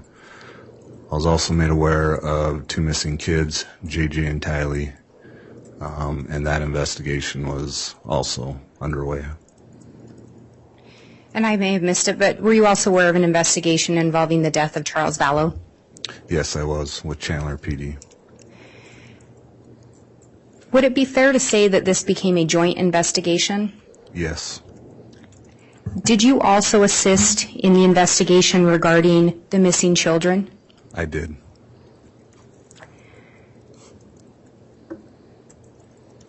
During your investigation, did you learn of a prior incident involving Tammy Daybell that occurred on October 9th of 2019? I did. And what did you learn regarding that? Once I got involved with this investigation and looking further into other reports, I was made aware of an attempted shooting on Tammy Daybell. And that had occurred on October 9th of 2019? Correct. Were you personally involved in that investigation? I did not respond to that, no. As part of your investigation into the death of Tammy Daybell, did you review that incident? I did. As part of your duties and involvement in the investigation, did you also review some documents that were recovered from a device belonging to Tammy Daybell? Can you re-ask that? Yes. As part of your investigation, were you involved or did you review some documents recovered linked to Tammy's phone and or her email account? I did. And do you recall reviewing a message that Tammy Daybell had sent to her son, Mark Daybell? I did review that, yes.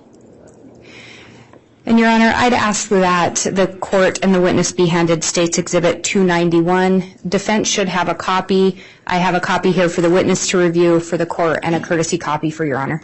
All right, thank you.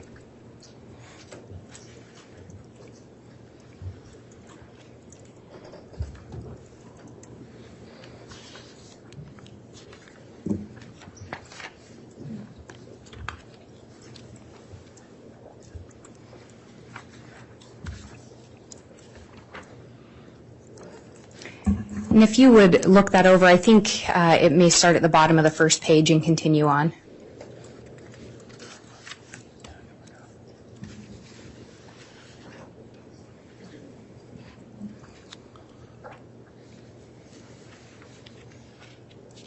Okay, yeah. Do you recognize that message? I do. Have you seen it before? I have. Your Honor, the State would move for the admission of State's Exhibit 291. Any objection? Yes, Your Honor, may I have voir dire? Yes.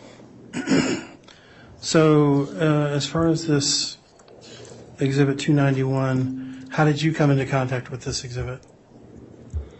I came in contact with this exhibit through a warrant that I did on Tamara Daybell's email. Okay. And you used this exhibit during the course of your investigation? Not this exact exhibit, no. Okay. Judge, I'm going to object that he doesn't have personal knowledge of it, and it's not proper to bring it in with him. And, Your Honor, if I may respond. Yes, Ms. Blair. I believe it's actually, and I should have probably clarified this, I believe it's already been admitted under State's Exhibit 108, which was the admission of the email linked to Tammy Daybell. This is simply an extraction from that exhibit and has been provided its own exhibit number. Then I would object to it being cumulative. And, Your Honor, it has not been testified to. It's simply been provided as part of a global exhibit. And as to the first objection by him, I think the detective has identified this as a message he reviewed. This was reviewed as part of a phone extraction, which we simply can't pull over, that we couldn't bring in the exact phone extraction. So it's a copy of that. All right, I'll need a moment, I think, to review what is Exhibit 108. Can you explain a little more about what 108 is? 108 was done with a business record certificate, is my understanding, and it contains the information retrieved from that email search warrant that the officer referenced, that the detective referenced. All right, if you'll give me just a moment, please.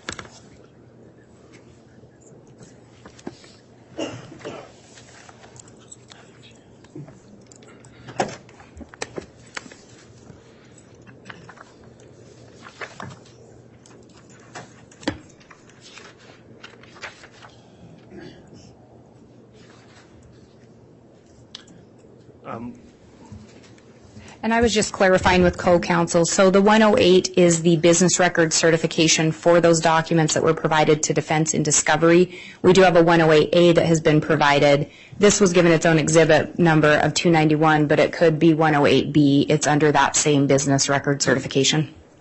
Judge, I'll just renew my objection that it's cumulative. If we need to use 108, then we should use 108. And again, to clarify, 108 was only the business record certification, not the full records being admitted. I believe we'd done the certificates in order to be able to admit portions of those without admitting the full record. 108 corresponds to the Fitbit information. It should also reference tammy.daybell@gmail.com as the email.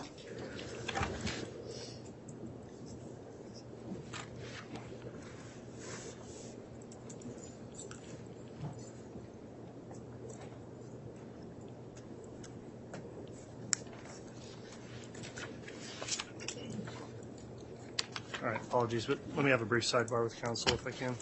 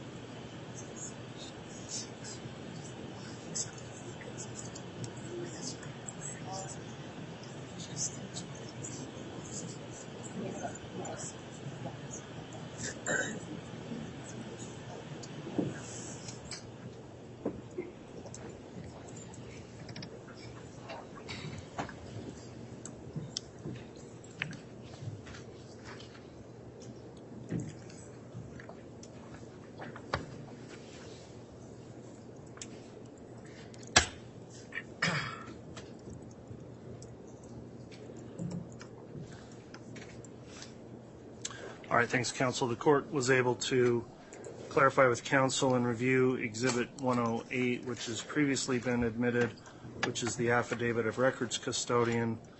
Contained within 108 also is the records for the email address that corresponds with the proposed Exhibit 291.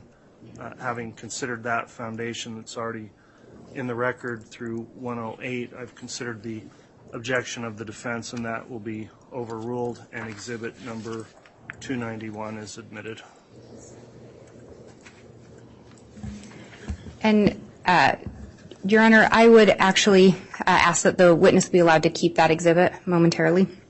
The 291? Okay. Yes, the 291. I'd ask that you have to turn it over. I don't want him referring to it and reading from it if he's not going to. I don't want him testifying from it, I guess. Your Honor, I was going to ask that he read an excerpt from it. I can publish it to the jury, I guess, and have him read from that. But I think that would be more appropriate, Ms. Blake, then, if you want to publish it.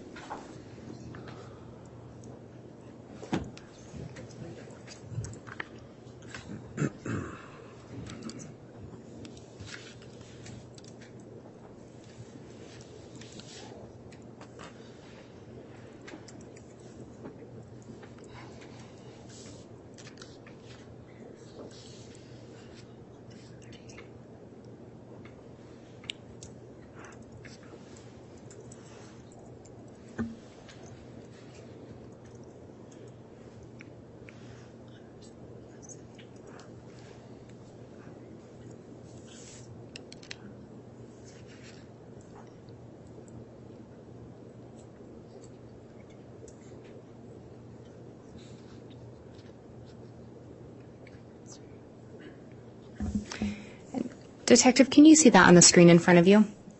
Yes. And referencing the bottom, can you read into the record who this message is being sent from and who it's being sent to. This message is sent from tammy.daybell@gmail.com. Tammy Daybell, sent to mark.daybell@missionary.org. Mark Daybell, timestamped 10/13/2019 at 2:38:18.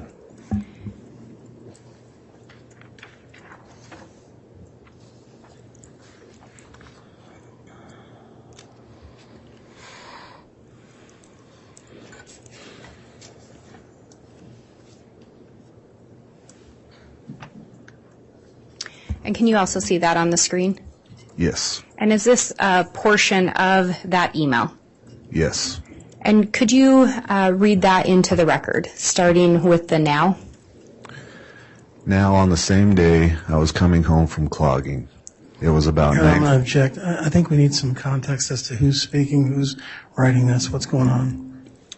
Your Honor, he already indicated who the message was being sent from and who it was being sent to. Yeah, the objection's overruled.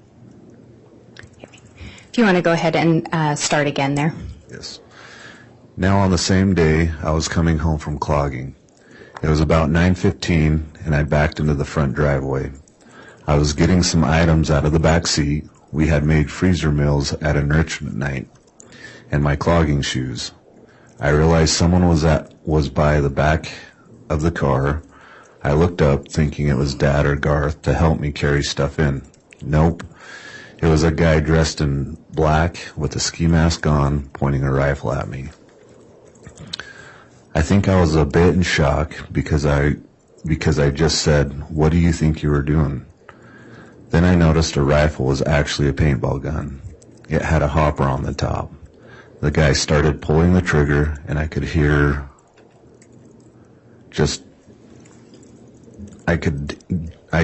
hear the clicking of a whooshing sound of an empty paintball gun. He stayed standing by the back of the car, just pulling the trigger while pointing the gun at me. For some reason, I just kept asking him what he thought he was doing. At that point, I was actually more annoyed than scared, because he was standing between me and the door, and he didn't step towards me or even say anything. The scared part came after, when my brain thought of what things that could have happened. The thought crossed my mind to hit him with my clogging shoes, but first I looked towards the house and yelled, "Chad." The guy ran around the house, around the north side of the house. I ran in the house and got Dad and Garth.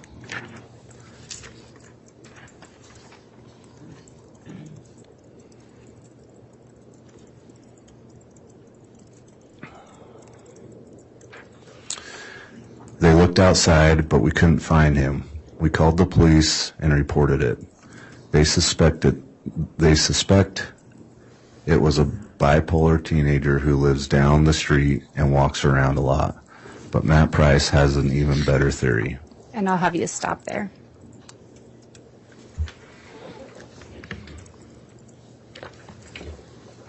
And through your investigation, you had reviewed that email? Correct. And that appears to be, in Tammy's own words, a description of the events of October 9th, 2019? Correct.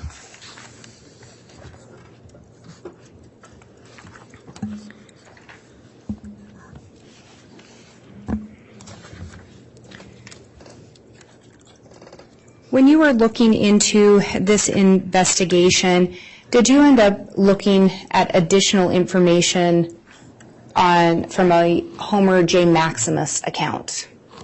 I did. And Your Honor, I have what's been marked as State's Exhibit 107B, if I can have the court, and I think I'm missing a courtesy copy for Your Honor, so I apologize. This is going to be a PowerPoint exhibit, so the actual exhibit would be on a jump drive, but if I could have the witness shown a copy, defense has been provided a copy, and there's another copy for the court.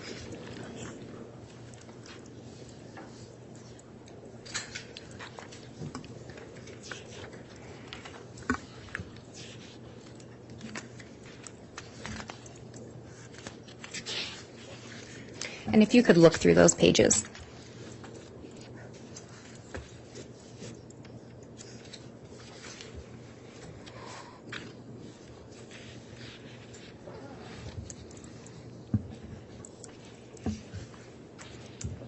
And do you recognize those pages? I do. And did you prepare or assist in preparing those in anticipation of your testimony today? I did. And do they in fact summarize some of the work and reviews that you conducted? Yes. Would they aid in your testimony today? Yes. And Your Honor, I would move for admission of State's Exhibit 107B. Any objection? Yes, Your Honor. I believe that Detective Kayakamano is going to use this to not only reference different things in his own knowledge, but he's simply going to read from it. This is what the state's been doing in the past. They're publishing these summaries and having the detectives or the agents read from these, and I believe that it's improper for the detective to read from an exhibit and refresh his recollection at will because he has it right in front of him that's been published to the jury and the gallery. All right, response to that, Ms. Blake? Your Honor, if it's an exhibit, that is the purpose of creating the summary exhibit, is when there is a lot of information and you're going to reference only some of it, is to highlight that and to be able to reference it when it's detailed information. We just had the detective read from a summary, or from an exhibit that if we'd ask him to memorize that whole thing is just not plausible. And so I think this is exactly why it does aid in the testimony and it is allowed for under the rules.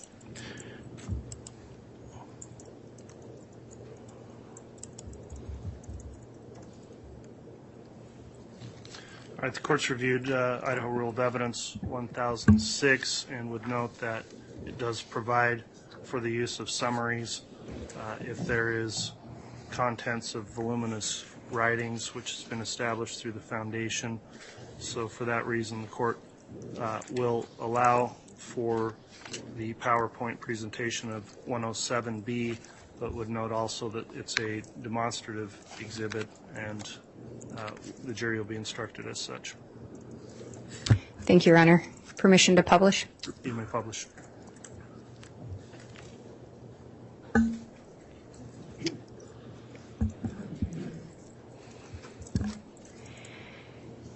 And I think I'd ask, so just to clarify, did you review some search history linked to a Homer J. Maximus account? Yes, I did. Did you determine who is identified as owning or being linked to the Homer J. Maximus account? I did. And who is that? Alex Cox. And through your investigation, did you learn who Alex Cox is or was? I did. And who is that? Alex Cox is the brother to Lori Vallow Daybell and is also the uncle to JJ and Tylee.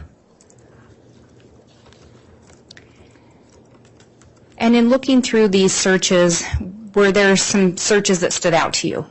There were. And what were some of the searches that stood out?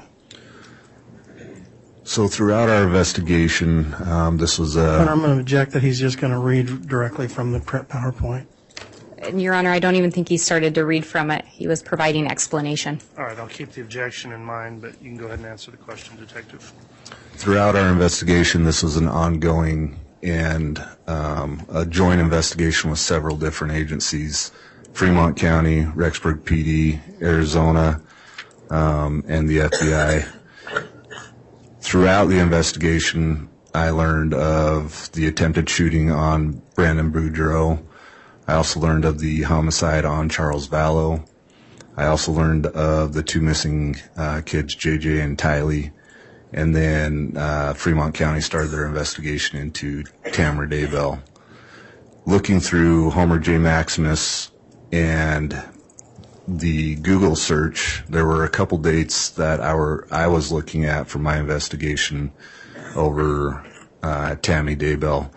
But while looking through those and having all the information in my head, these other dates stuck out with me when I saw them. The first date that stuck out was the October 1st. October 1st, Alex Googles the address of the 3875 East Phelp in Gilbert, Arizona. this address is known to where Brandon Boudreaux was living at the time. The next day he searches the same address, but he searches directions how to get to that address. This search was done at 7:15 a.m. and later on in the morning, Brandon Boudreaux was shot at. And were you able to determine, or did you see if that address was ever searched for again related to the Homer J. Maximus records you reviewed? I did not see any other searches after that. And you had talked about some specific dates that you were looking at involving the investigation into Tammy Daybell's death. What were some of the specific dates you were looking at related to Tammy? The specific dates that I was looking at was through October, around the 7th, the 8th, and the time of the attempted shooting, and later on.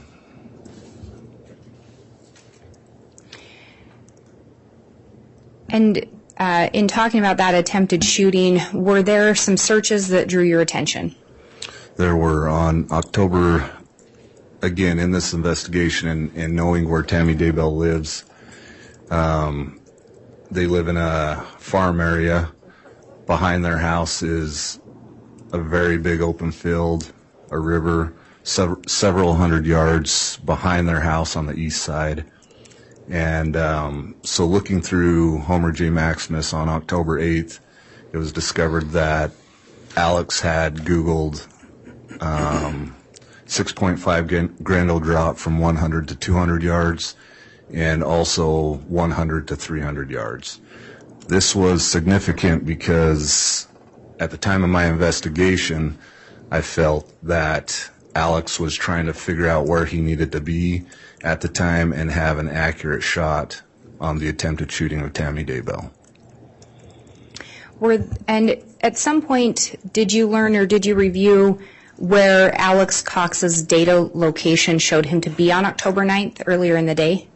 Yes, earlier in the day, Alex Daybell was shown with... And I think, sorry to interrupt, I think you said Alex Daybell. Do you mean Alex Cox? Correction, yes, Alex Cox. His GPS was shown at 4:37 or 4:47 heading north on 1900 East in Rexburg, Idaho, which is towards the Daybell residence. Once he gets by that residence, which is 200 north, he takes a right, which is heading east to Highway 20. Once he gets to Highway 20, he turns around and makes that route again around the Daybell residence. This all happens in between the 4:47 time and the 5:03 time. During my investigation, what I feel that he was doing was scoping out the area of Tamara Daybell's home. Objection. This is speculative. I will sustain that, and Move to strike. the answer will be stricken, and please don't consider that last response, ladies and gentlemen of the jury. Did you review any searches conducted on the Homer J. Maximus account for October 9th of 2019? I did. And what, if anything, about those caught your attention? Alex Cox on that day also Googled how to make a ghillie suit. On that date he searched the muzzle energy of a 6.5 Grendel and I'm going to object to him. I'm going to object to him identifying it, that whoever was making these queries as being a specific person. I don't think he can prove that. I think that's speculative. All right. I think there should be a clarification that these were searches attributed to the email, but maybe not that we knew an individual made the searches. Thank you. And just to clarify, these searches were conducted on the Homer J. Maximus account? Correct. And who was that account linked to during your investigation? During my investigation, that account was associated and linked to Alex Cox. And on October 9th, what about the searches conducted on the Homer J. Maximus account caught your attention? On the 9th, it was the muzzle energy of a 6.5 Grendel. It was also the sizing of Frog Togs, the pants. This was significant. That same day, the Homer J. Maximus. I'm objecting to him indicating that it's a specific person. Again, Ms. Blake, if we could just have response, well, he'll make the responses he makes, but clarify that these are attributed to an email. And I think he had just started to do that as the objection was being made. All right, thank you, Ms. Blake. The Homer J. Maximus email and the device that's associated with was shown at Sportsman's Warehouse in Idaho Falls. Through our investigation, we learned that someone had purchased Frog Tog pants, flip mitts, and a winter hat that can turn into a mask. And was that purchase made at the same time the Homer J. Maximus, the device linked to Alex, was at the Sportsman's Warehouse? Yes. And then the attempted shooting, in fact, took place on October 9th of 2019. Is that correct? Correct. Did you look at some searches subsequent to that date? After that date, on October 9th, when I was looking, it stuck out to me that account of Homer J. Maximus Googled how to prep an AR for cold, how to make your AR function in cold weather, AR cold weather operations, how does Hornady one-shot work in cold, is one-shot good lube for an AR-15 in 0 degrees, how to prep your AR-15 in winter shooting, how to help your AR load in the cold, do steel AR mag rings shrink in the cold. He also did a YouTube search on shooting an AR-15 at 37 degrees below zero. And you reside in the Fremont County area or close by, is that correct? Correct. Are Octobers in Fremont County, do they tend to be cold? They do. Was there anything about this October that you recall with regard to the temperature? On the temperature of this day or around this day, it was 26 degrees.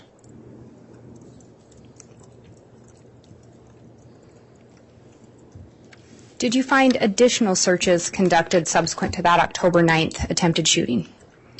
I did. On October 12th, Homer J. Maximus is searching how to attach a cover to a ghillie suit. Will a Grendel 6.5 shoot through a windshield? FBI simulating shooting a 5.56 through a car door and wall.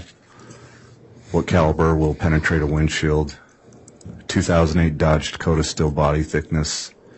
What gauge steel are the doors on a Dodge Dakota made of?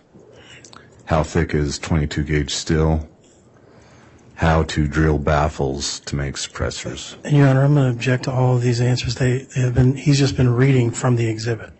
It's not coming from his memory, it's coming from the exhibit.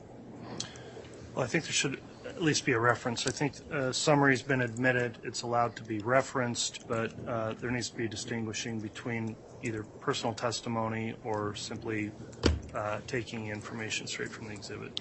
And those searches are designated on this slide, is that correct? Correct. And they were searches you discovered through your investigation, is that correct? Correct. When we look at those searches, what about some of those stood out to you in this investigation? The ones that stuck out to me were the searches on the Dodge Dakota. Tammy Daybell and Chad Daybell had a 2004 Dodge Dakota registered to them. Tammy Daybell also drove that 2004 Dodge Dakota. And do these appear to be searches by someone attempting to figure out what it would take to shoot through a vehicle? Yes. As part of your investigation, did you also review records obtained from the Fremont County Sportsman's Club gun range? I did. Were you able to determine if anything linked Alex Alex Cox to having gone to that sportsman's club?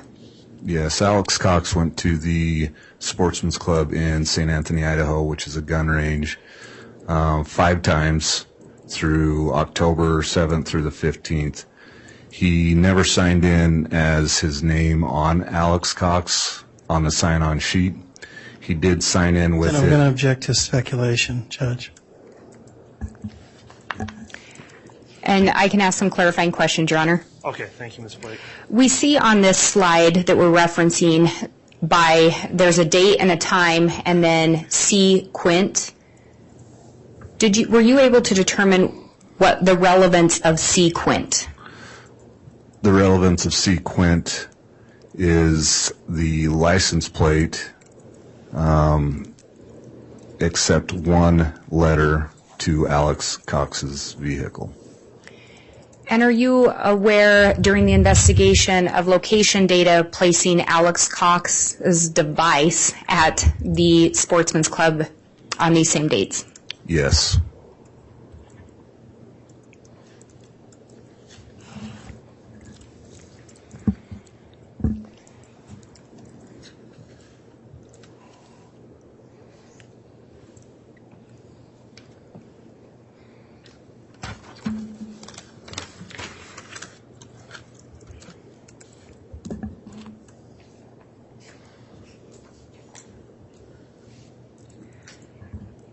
At some point, did you review or obtain some firearms that were recovered from the apartment complex where Alex Cox was known to reside?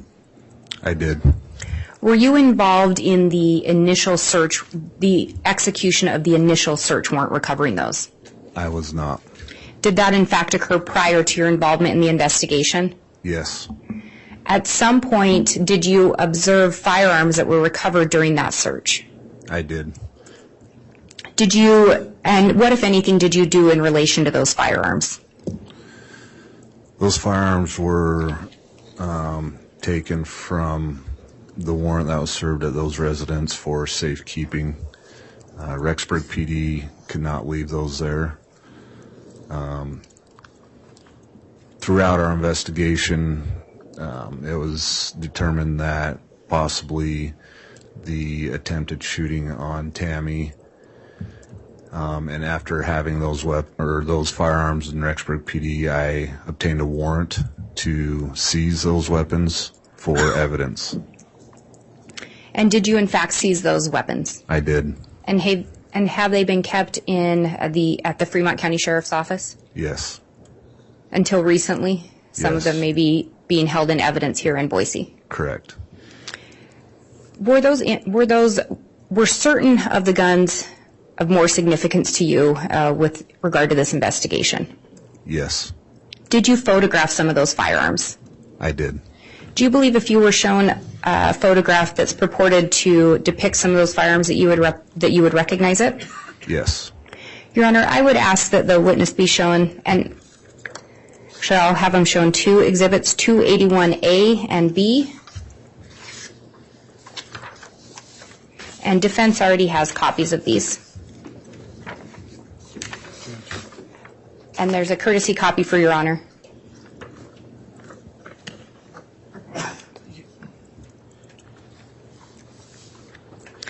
And you've been shown two photographs. Do you recognize those? I do. Are those an accurate depiction of the firearms that were seized from that apartment complex? They are. Did you in fact take these photographs? These ones I did not, no. Were you present when they were taken? Yes. And you can recognize those? Yes. Your Honor, I would ask for the admission of States Exhibit 281B and 281A. Any objection? Yes, Your Honor, may I have voir dire? Yes. So these two firearms, are they here in Ada County now, in the evidence locker? The two that are here are the ones on the two on the that are taken together, yes. Okay. Your Honor, I think that we need to, rather than having a photograph of these firearms, if he's going to testify about them, I would like the jury to be able to see what they look like and to see them actually in the courtroom. Response. And, Your Honor, I think it's up to the state how we present evidence, and a photograph depicting an actual item is sufficient evidence. Well, may I speak, Judge? Go ahead.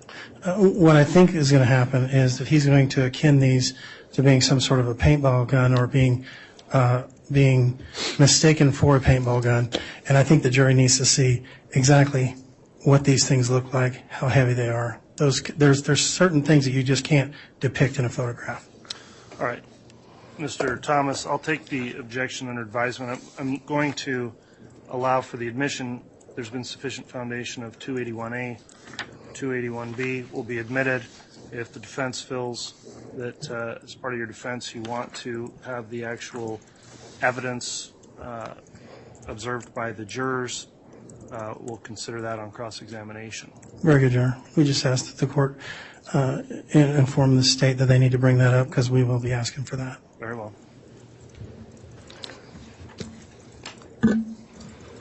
And before we do that, counsel, I'll need to have a meeting with counsel, likely on a break, to discuss the protocols we have for firearms in the courtroom. Very good.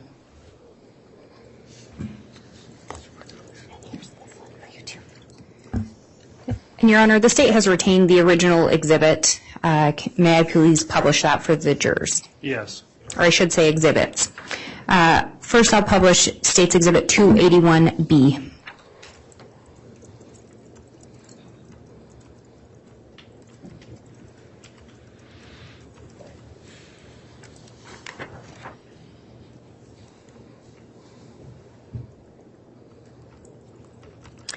And are those several of the firearms that were retrieved? Yes. What was it about these particular firearms that drew your attention?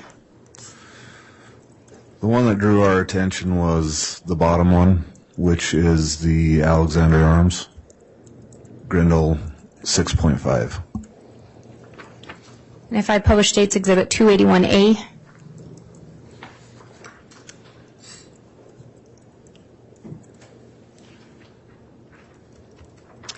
is that the one that you were talking about?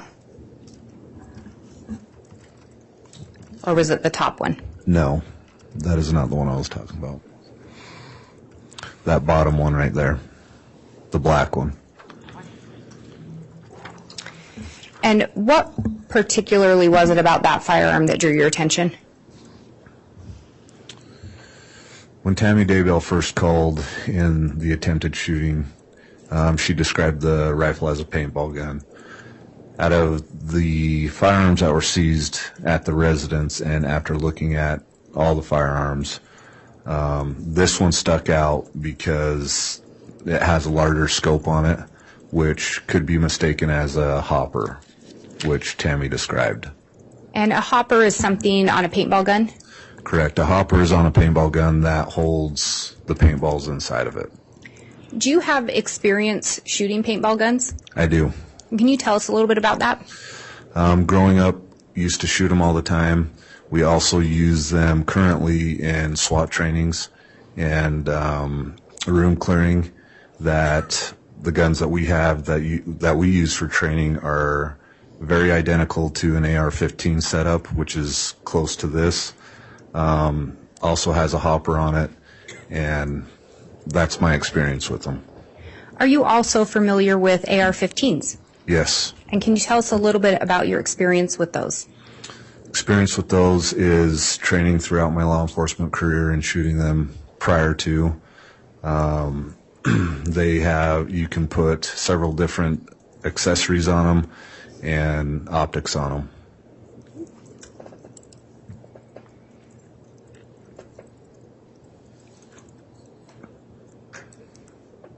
If I may have just a moment, Your Honor. You may.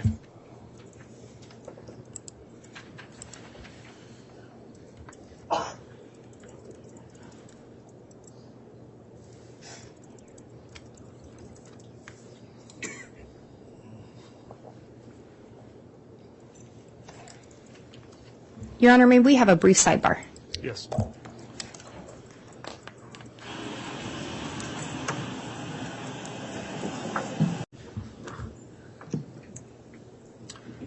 All right, thank you. Counsel, you can continue with your direct display. And the other photo we looked at that was not the gun in question, was that another firearm that was retrieved from the search at the apartments associated with Alex Cox? Yes. And you've talked about your experience with paintball guns.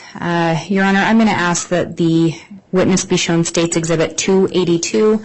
I have a courtesy copy for the court. I'll hang on to the original briefly, and defense counsel already has a copy. Very well.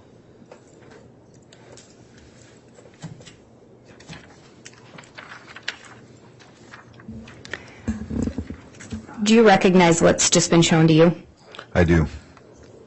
And do you recognize the first image depicted there? I do. And is that the firearm that you've been referencing?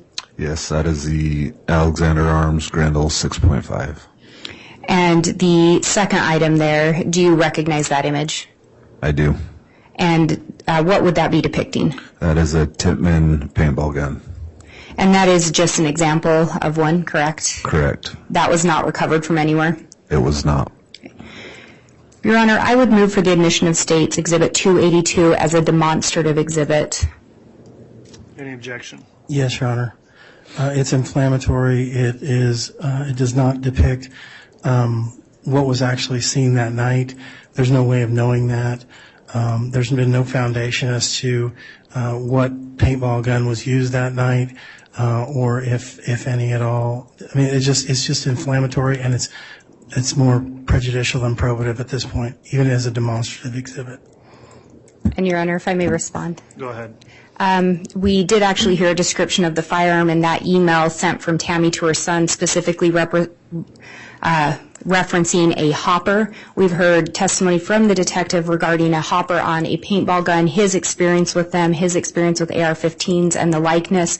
In addition, we've clearly established that this is not that the bottom one is not a firearm that was recovered, and that it is simply for demonstrative purposes.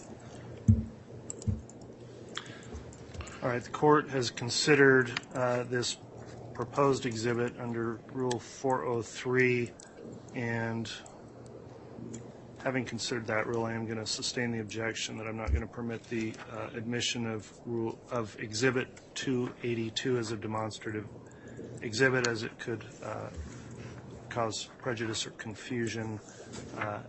So for that reason, the objection is sustained, and that will not be admitted. Thank you. Detective, again, you do have experience with using paintball guns and AR-15s? Correct. And there are similarities between the two? Correct. Specifically, I think you referenced a hopper on a paintball gun? Correct. And what part of an AR-15 would that be similar to? Again, I go back to you can put several different accessories on an AR-15 and a rifle. You can put scopes on there, optics, things like that. And was there something like that on the AR-15 recovered in the residence or in the apartment complex linked to Alexander Cox? On the Alexander Arms Grendel 6.5, yes, there was. And I'm going to move forward a little bit, and we'll circle back to some of these other questions a little bit later. Through your investigation, did you learn of or review an email that was sent from Charles to Tammy? I did. And would that be Charles Vallow? Correct. Did you also review or obtain an email sent from Charles to Chad Daybell? I did. And what were those emails referencing, if you recall? The email that was sent to Tamara Daybell from Charles Vallow was in regards to Charles was aware of a possible cheating going on between his wife and Chad Daybell, and he would like to meet with her and talk with her to discuss that. He didn't want to send all that information in an email. Were you ever able to determine through your investigation if Tammy ever actually read that email? I was not. So to this day, you do not know or have not been able to determine if that was actually read by her or not? That is correct. And then the email from Charles to Chad, do you recall the content or the gist of that email? The email from Charles Vallow to Chad Daybell was sent on the same day, and it was in regards to Chad needed to stop talking to his wife, Lori, and tell his wife, Tammy, what was going on. And those emails were sent prior to October 18th or 19th of 2019? Correct. And moving forward a little bit, did you end up conducting or requesting a geofence warrant for several locations at some point in your investigation? I did. What locations did you request those warrants for, or that warrant for? The two locations that I requested a geofence warrant was for 202 North, 1900 East, which is Tamara and Chad Daybell's residence. The second geofence that I asked for was at 3462 North Salem Highway, which is the LDS church just down from the Daybell residence. And what date range did you request on that warrant? From October 18th into October 19th, 2019. Did you request a certain perimeter? I did. I requested 150 meters perimeter. And did you request the 150 meters for each location? Correct. And with regard to it, and was that warrant actually granted? It was. Did you receive responsive documents? I did. Did you review those? I did. When you get responsive documents on a geofence warrant, can you talk us through a little bit about the process from there or what you did?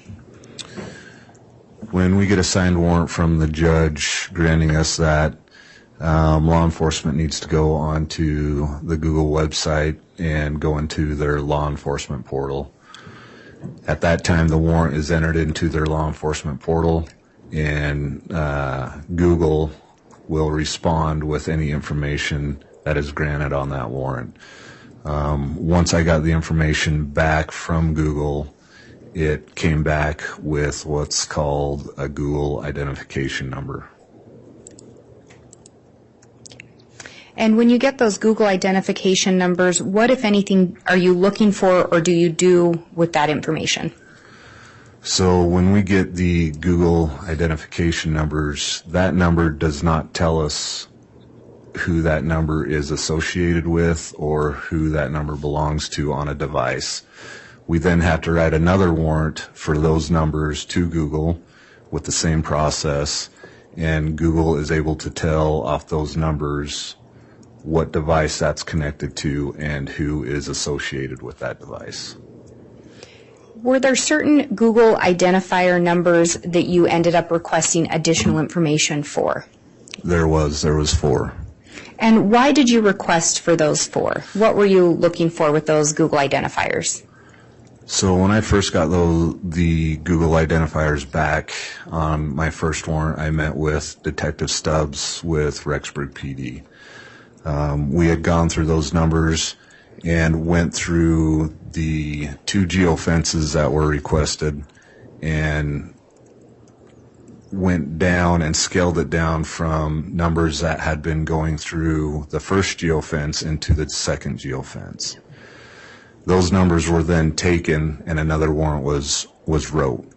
During that process, I was informed by Detective Stubbs that he had recognized a number off of my geofence warrant. That number, he had previously wrote a warrant which was associated with Homer J. Maximus, which returned to Alex Cox. With regard to the 4 that you followed up on, did you determine there was any connection in relation to your investigation? On the numbers that I received? The ones not linked to the Homer J. Maximus account? I guess let me back up and ask it this way. With those 4 numbers, did you do any follow-up? I did. And based on your follow-up, did you determine that those numbers had any connection to your investigation? Yes, and they did not. Did you actually speak with the individuals or determine why they would have been in that area? 2 of them I did speak with. The third one I could not get a hold of. I did do some research on Facebook and found out where he lived, and ended at that because I couldn't get a hold of him. And did he live within the vicinity of where these geofence warrants were being conducted? He did. He lived north of the Daybell residence off of Trapper Lane. And with the geofence warrant, do you know what kind of data that's looking at, whether it's GPS, Wi-Fi, or cellular? The geofence warrant goes off of wireless information and GPS information. So it does not include the cell data information? Does not. That I'm aware of. And you indicated that Detective Stubbs recognized one of those Google identifiers as belonging to Alex, or as belonging to a device associated or an account associated with Alex Cox. Is that correct? Correct. Did you do further investigation to determine, well, I'll back up. Which location was that device? You said you did a warrant for 2 different locations. Which location was the device associated with Alex Cox showing at? That device was shown at the Salem Church. Were you able to determine approximately what time frame that device was showing as being there? That device was shown at the Salem Church at 10:07 p.m. on October 18th, 2019. At some point, were you able to determine the last point or data point for that device at the Salem Church? That device was shown there from 10:07 p.m. to 10:45 p.m. And then at that point, did you have any other hits or data points within the vicinity of your search warrant for that device? I did not. Did you, through your investigation, learn of another data point later that night associated with that device? Yes, at 11:53 p.m., that device, or Homer J. Maximus, connected to a device, was later picked up on Wi-Fi 7 minutes away on Highway 20 from the Salem Church.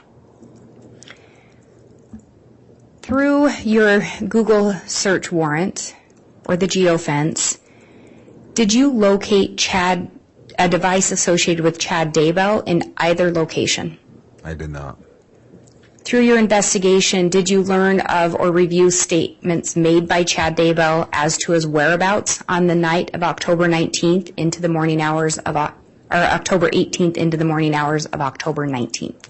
Through other interviewers and deputies, Chad Daybell had made statements that he was at home. And yet none of his devices were showing within the geofence? Correct.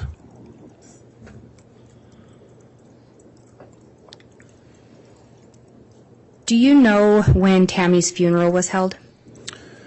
Tammy's funeral was held on October 22nd, 2019. Within approximately 3 days after she was pronounced dead? Correct. Do you know where that funeral was held? Springville, Utah. Through your investigation, did you learn or determine if Tammy had any life insurance policies? She did. How many policies did she have? 3 or 2. And do you know who the beneficiary was? Chad Daybell. And when you say 3, were there 3 different amounts referenced across 2 policies? There was Primerica, Life Map, and then Idaho Percy. So the Idaho Percy was the 3rd one? Correct. Which is a retirement? Correct. Was Chad Daybell the beneficiary of all of those? Yes. Through your investigation, did you determine if the life insurance paid out? Yes. And who did they pay out to? Chad Daybell. Are you aware if Chad Daybell has pending charges for insurance fraud? He does. Do you know where those are pending? He has 2 counts of insurance fraud out of Fremont County.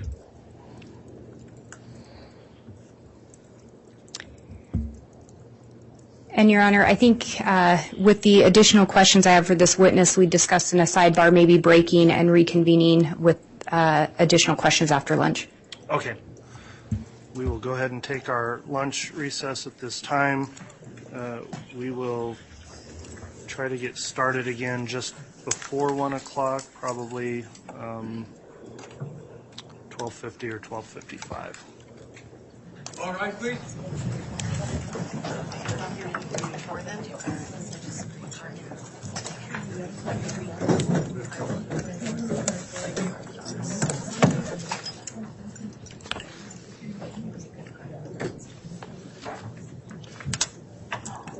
It's not tracked, but it's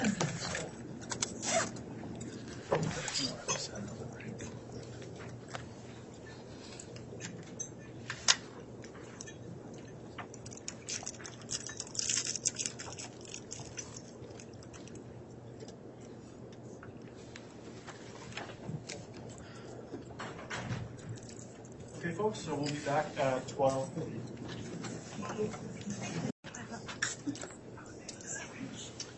Thank you. Please be seated.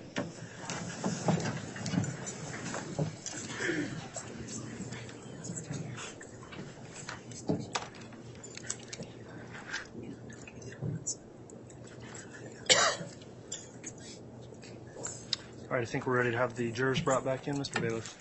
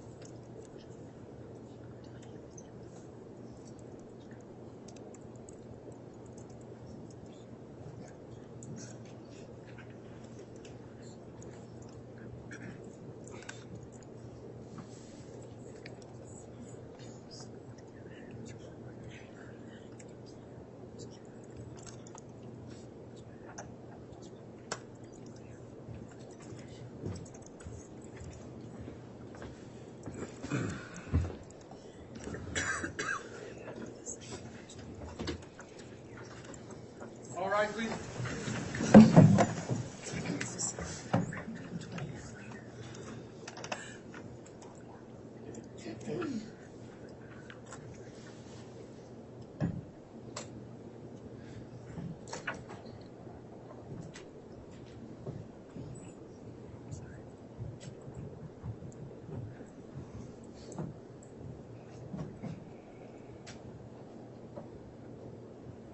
Jury's not present, accounted for, Your Honor.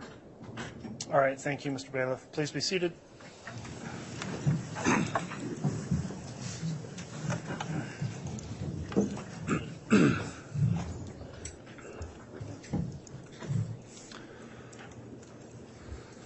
All right, we're back on the record on case CR 211624, State of Idaho versus Lori and Vallow.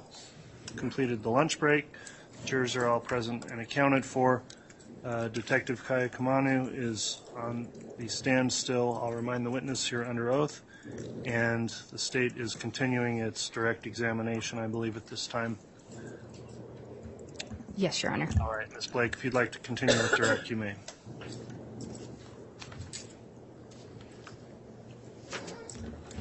Thank you, Your Honor.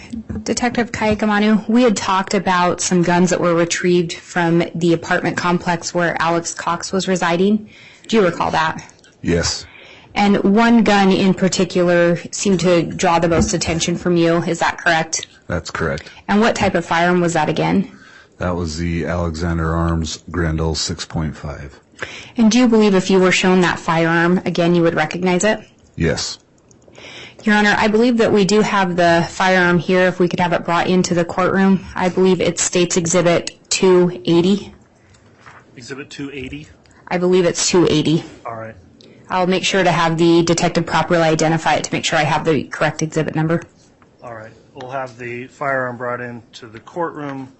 As we're doing that, let me just advise you, ladies and gentlemen of the jury, any firearms that are offered into evidence in the case we'll make sure are unloaded. There's no ammunition anywhere in the courtroom for any firearms that would be admitted into evidence.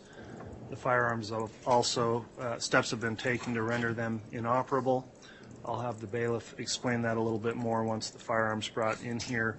The firearms will not be handled at any point by the jurors, either during trial or during deliberations, but may be available for inspection with the assistance of law enforcement.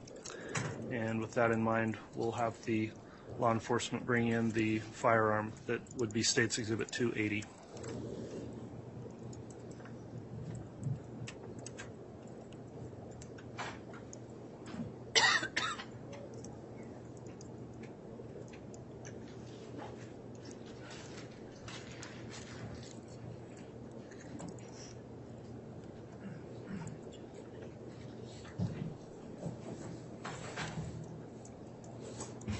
And Your Honor, I believe there may be two more items with that, and I can get those exhibit numbers. Okay.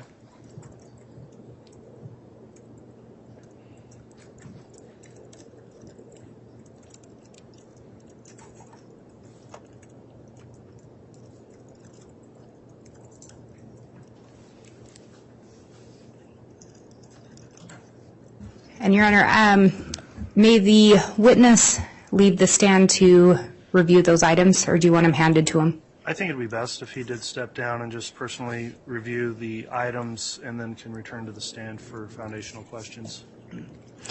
So, Detective, if you'd like to step down, you can go ahead and observe the items there on the table. And there are three items there. I believe the other two are going to be State's Exhibits 278 and 279, but I will have the detective identify those first, what they are. All right. So the gun itself is 280, is that correct? Is that in fact the AR-15? this is the Grendel 6.5. And I can have him say that into the mic if the court would like, but yes, so that would be Exhibit 280. Okay.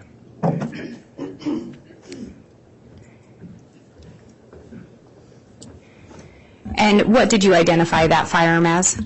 So that firearm right there is the Alexander Arms Grendel 6.5 with a vortex scope on it. And did you see the other item sitting next to it? I did. And could you identify what those are?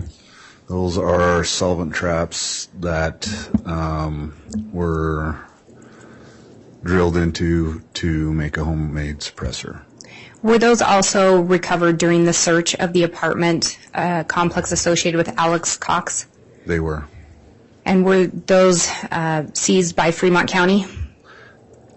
They were first seized by Rexburg PD for safekeeping, and then Fremont County seized them on a search warrant. Yes. And they've remained in the custody of Fremont County? Yes. And is that, in fact, the firearm that we saw in a photo earlier? Yes. And again, you went over your experience with paintball guns and your experience with AR-15s. And I don't know if the witness could step down to point out some things with regard to that firearm, or if we'd like it held up for him to do that. Let's get to the detail of getting these admitted into evidence. Your Honor, given the identification by the detective, the state would move for their admission. All right. Any objection to Exhibit 280, which is the gun? If I may voir dire and aid. You can voir dire. Detective, this is the gun that's in the cardboard box, correct, that you seized from Alex Cox's apartment? That was seized from Alex Cox's apartment. All right, and you know that to be the gun that was seized from his apartment. I guess what I'm saying is you weren't there when it was seized? Correct, I was not there. All right, but based on your collective knowledge within the police department, you believe that to be the same gun that was seized from Alex's apartment? Correct. All right, and you identified states 278 and 279 as being, I couldn't really hear what you called them. Baffles or solvent traps? Baffles or solvent traps. Okay, what is that? From my knowledge, a baffle is a device that could be used to make suppressors for a firearm. Is it just a piece of metal? From my understanding, yes. Okay. So those are just two pieces of metal that you found with or near the gun that was seized at the house? Correct. Okay. I have no objection, Judge. Okay, so exhibits 280 and 278 and 279 are all admitted. And so, Ms. Blake, you can continue with your direct. Thank you, Your Honor. And I don't know if there's a mic or a way for the detective to be able to step down to identify some things with regard to that firearm for the jury. We'll get him a wireless mic. Thank you, Your Honor.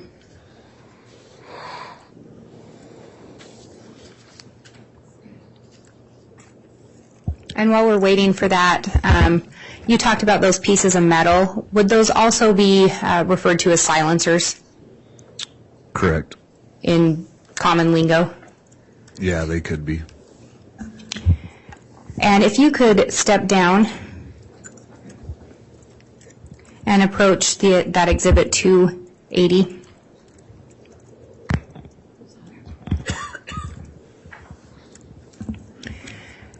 And you had described earlier your experience with paintball guns and the AR-15s, correct? Correct. When you're looking at that, you talked about a hopper on a paintball gun and something on an AR that could look similar. Does this AR, in fact, have what you were referring to? And this Grendel has a scope on it, a vortex scope, which is a very large scope that could be construed as a hopper. And in your experience on the paintball guns you've used, is that where the hopper is located on a paintball gun? The hopper on a paintball gun can sometimes come off of the side of the gun and come right up to on top of the rail. And in your experience, some of the paintball guns you've used, can they be approximately the same size as that firearm? Yes. And Your Honor, I would ask permission for the detective or someone to hold that up to display it for the jurors and then have those that scope pointed out again to make sure that they can observe it. All right, I'd ask Deputy Vallow if you would assist in that, please.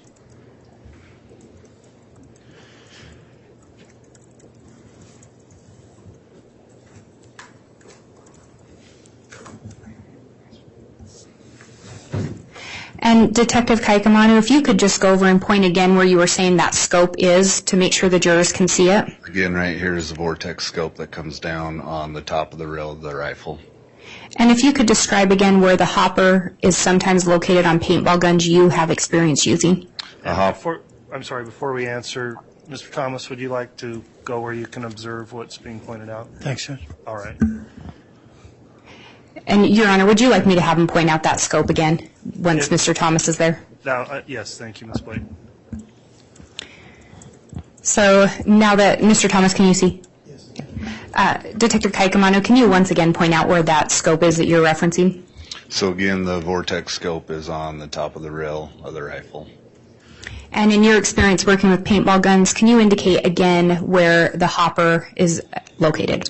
On a paintball gun, paintball gun comes out the side and comes up right above the rail of the paintball gun. And in your experience, can a paintball gun resemble an AR-15? Yes. Just one moment.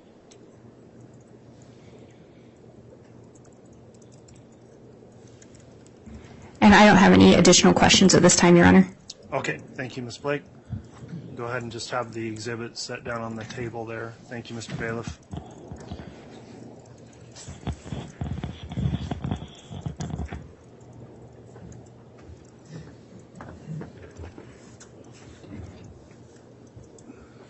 All right, Mr. Thomas, cross-examination.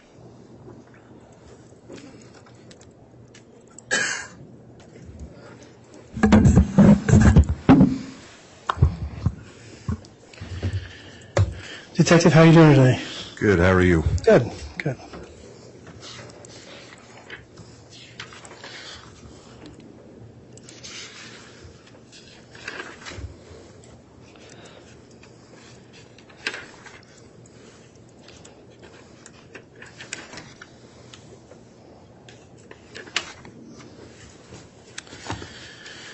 So,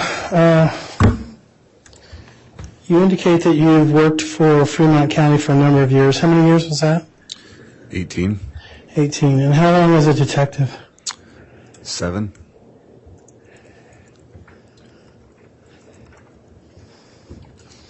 And you indicate that you're a lieutenant over the detectives at this time? Sergeant over detectives. Sergeant. And how long have you been the sergeant over the detectives? Approximately year and a half. Okay. So you were just a regular detective, and now you're the sergeant over the detectives. Is that right? Correct. There hasn't been any move back to patrol or back to another capacity in the sheriff's office in the last 7 years? You've been in the detectives division? Correct. Okay. All right. You indicate that you had some special training. You went to post. Did you go to college anywhere before post, or? I did not. Okay.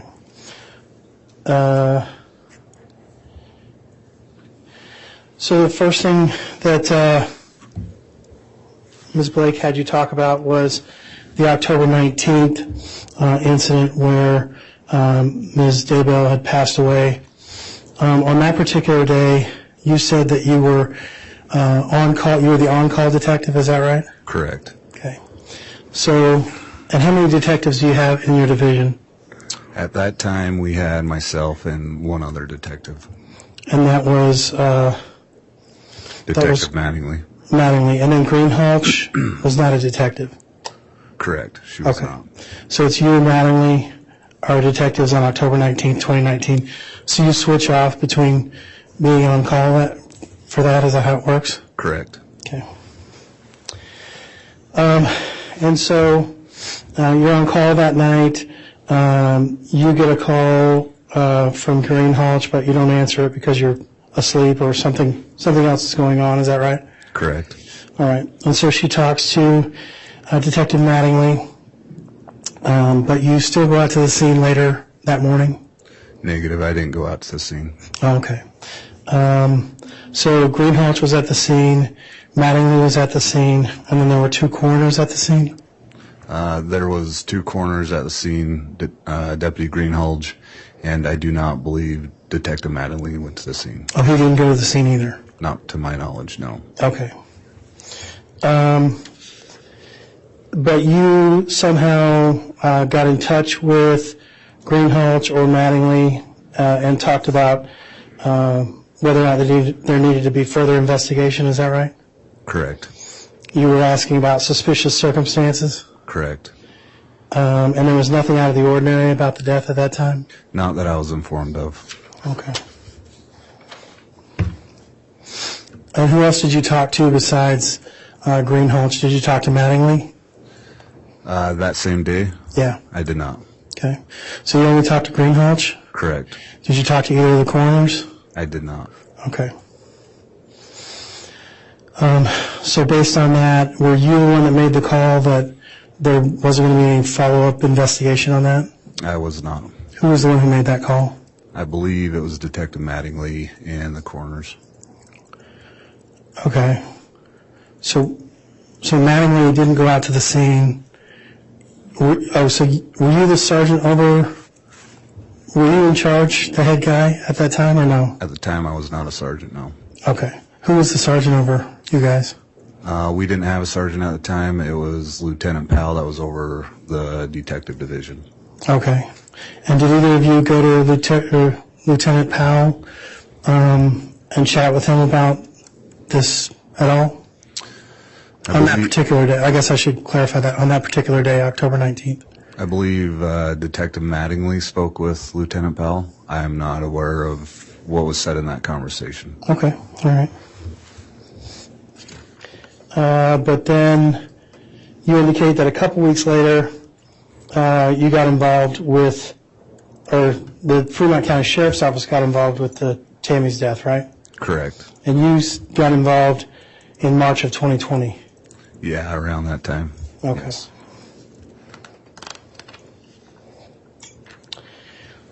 The state said that this was some sort of a joint investigation because it involved an investigation of Brandon Boudreau, the two missing kids, as well as Charles Vallow. Is that right? Correct. And when you say joint investigation, what is your understanding of what a joint investigation is? My understanding of a joint investigation is criminal activity that's happened over several jurisdictions and states, and that's when we get involved if something happened in our jurisdiction.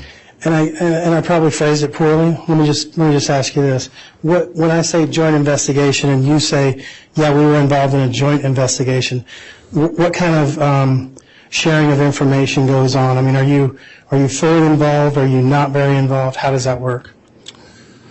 At the time when Fremont County got involved, we were asked to locate a Jeep out of Texas, or the plate out of Texas. That Jeep belonged to Tylee Ryan, and she had gone missing.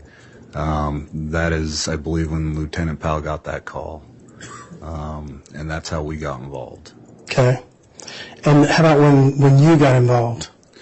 When I got involved, it was already underway with the attempted shooting of Brandon Boudreau, the homicide on Charles Vallow, Tylee and JJ missing, and then the suspicious death into Tammy Daybell. Okay. And so you were part of that joint investigation starting in March of 2020, correct? Correct. All right. So were you in the know about the investigation of the Brandon Boudreau shooting? I was aware of it, yes. Okay. And are you aware if they were able to find any shell casings or any bullets or anything like that? I don't believe they did, but I can't say yes or no on that. Okay. And that's kind of where I was going with the joint investigation. How much did you know about what other jurisdictions knew? So that's kind of where I'm going with my questions for you. So you didn't know if they found any bullets or any casings or anything like that in the Brandon Boudreau investigation? Correct. All right. And then you started investigating the attempted shooting of Tammy Daybell. Were you the point man on that? I didn't investigate that. I looked into that report, and no, I was not the point deputy on that case. Who was the point on that case? Deputy Coulter Cannon. Okay. All right. So when you say you looked into it, what do you mean you looked into it? When I got involved on Tammy Daybell's death, I had figured out that previous we got a call for an attempted shooting at that residence. And so that's when I read his report and started looking into it that way. So you read Coulter Cannon's report? Correct. Okay.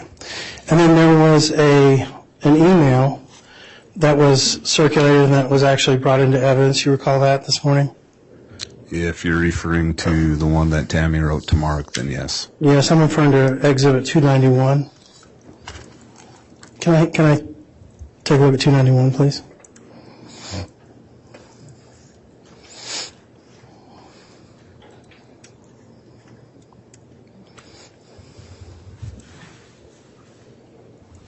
Thank you. Your Honor, can I publish parts of 291? Yes. Okay, thanks.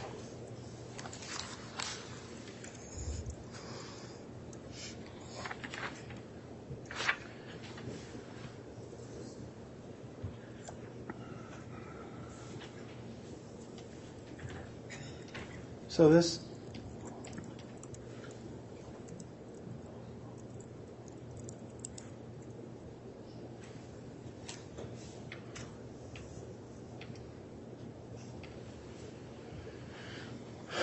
So this is the first page of 291.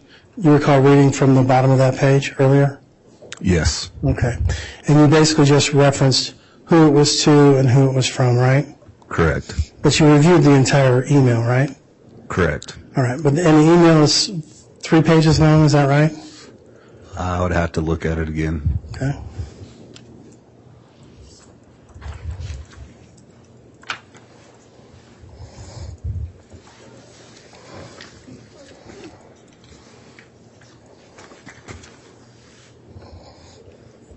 That's correct. Okay.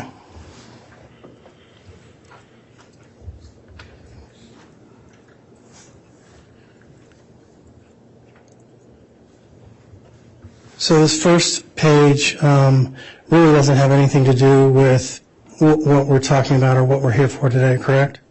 Correct. All right. What does it have to do with, if you even recall? She had emailed several people. This one looks like it's emailed to Shirley Newman. They talk about a lot of church stuff. She goes back and forth. She emails several people on all that. Okay. And I guess I'm wondering, how is it that the stuff that's really pertinent got put onto this particular email? That I cannot answer. Okay.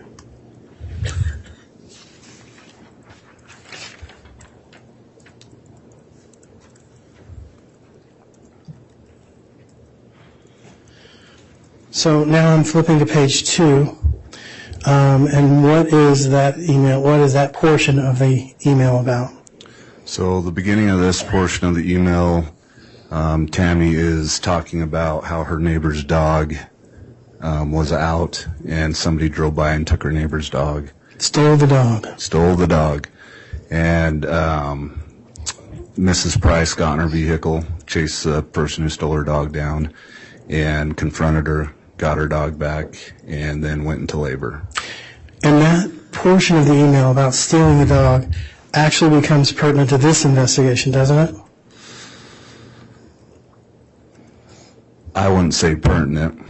Okay. What would you call it? I would just say it was part of an email that she wrote to Mark on what was happening on the events of that day. Okay. Let's turn to the last page of this email.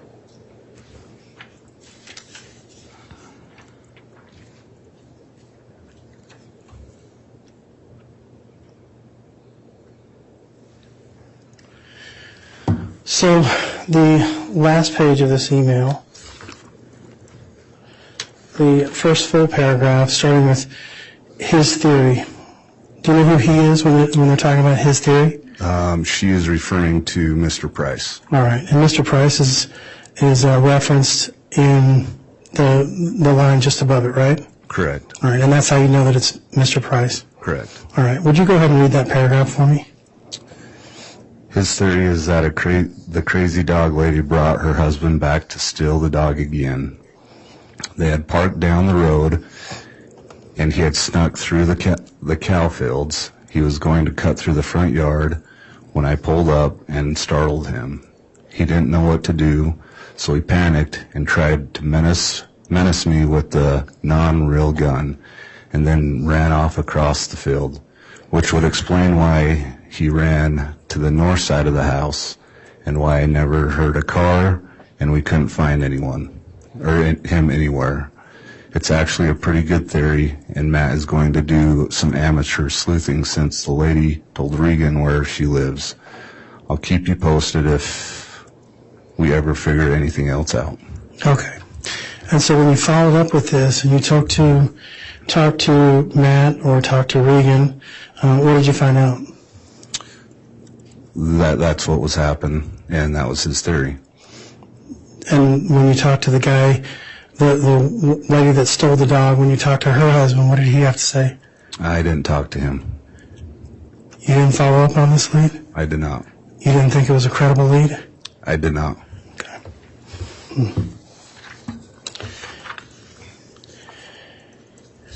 In fact, let's ask this. I don't want to jump the gun here.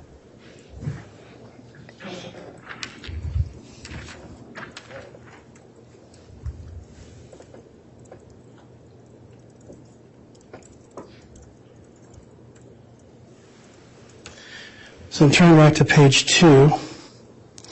And let's read the first full paragraph from the bottom. It starts, I think I was a bit in shock. Can you read that for me? What paragraph? Just above. It starts out with, I think I was a bit in shock. I think I was a bit in shock because I said, "What do you think you were doing?" Then I noticed a rifle was actually a paintball gun. It had a hopper on it. The guy started pulling the trigger, and I could just hear the clicking and whooshing sound of an empty paintball gun. He stayed standing by the back of the car, just pulling the trigger while pointing the gun at me. For some reason, I just kept asking him what he thought he was doing.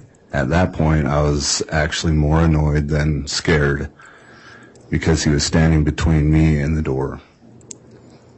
And he didn't step towards me or even say anything. The scared part came after, when my brain thought of what things could have happened. Okay. So, let's take this a little bit at a time here. She's talking to the man, right? This is what she says in her email. What do you think you're doing, right? Okay. So she identifies that he's close enough to her to at least have a conversation. Did you follow up with how far she was from this person? Again, I didn't do the investigation at this point when this call came out, so no, I did not. Okay. But you said you followed up on stuff. Correct. This isn't one of the things you followed up on? I did not have a chance to talk to Tamara Daybell by the time I got this case. Okay. And it says the guy started pulling the trigger, and I could just hear clicking and whooshing sound of an empty paintball gun, right? Correct. All right. So when you fire an AR-15, or I'm not sure if this is an AR-15. Is this an AR-15? This is an Alexander Grendel 6.5. Right. And for the normal person like me who doesn't have assault rifles, is this considered an assault rifle? It's on an assault rifle platform, yes. Okay, so it's an AR, just not an AR-15. It would be an AR Grendel 6? Correct, 6.5. Okay, 6.5, sorry. Okay, so when firing, have you ever fired one of these? Not Grendel 6.5, no, I have not. Okay. So you don't know what they sound like when they're fired? I do not. Okay.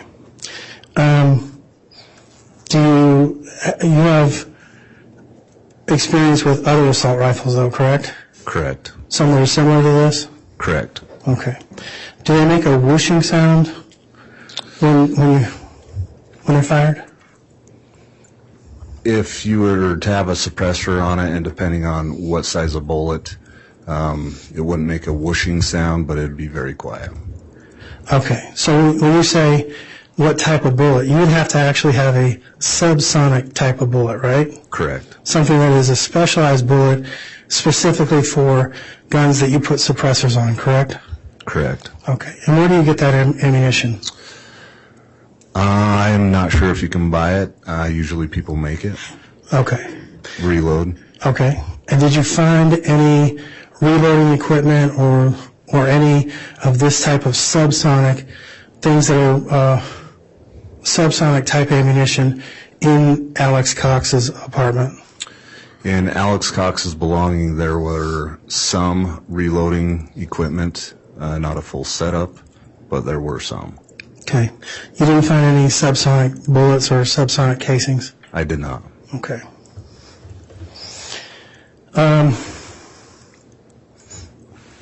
Would you hear the click and the whoosh if you were to fire that with a suppressor on it?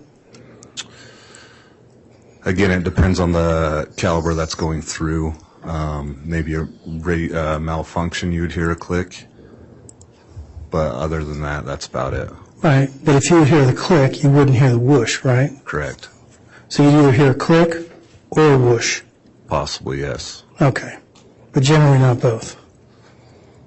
Generally not both, yes. Okay.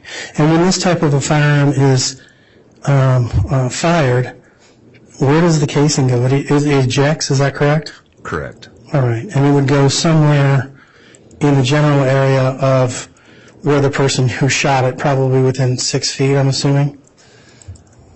Possibly. I'm not sure of the trajectory, but yeah, possibly, unless they had a malfunction and the casing stayed inside the rifle. Well, if they had a malfunction and the casing stayed inside the rifle, you wouldn't hear any more clicks and any more whooshing, right? You would hear a click. But no whooshing? No whooshing. Okay. And so, did you later go out to the scene of this particular event and with a metal detector try to find some sort of casings or bullets or anything? I did not go out there. I do know that there was a warrant for that residence, and at that time, several other deputies and officers did do that with metal detectors and tried to locate a casing. Okay. Did they find anything? I don't believe so, no. Okay. When you looked around, you obviously looked around the property, right? Where this bullet would have, the trajectory that it would have gone to? Again, I was not out there. Okay. To your knowledge, did anybody find any bullet holes in any buildings or any of the houses or cars or anything nearby? To my knowledge, no. Okay. But you guys looked? Correct. Okay.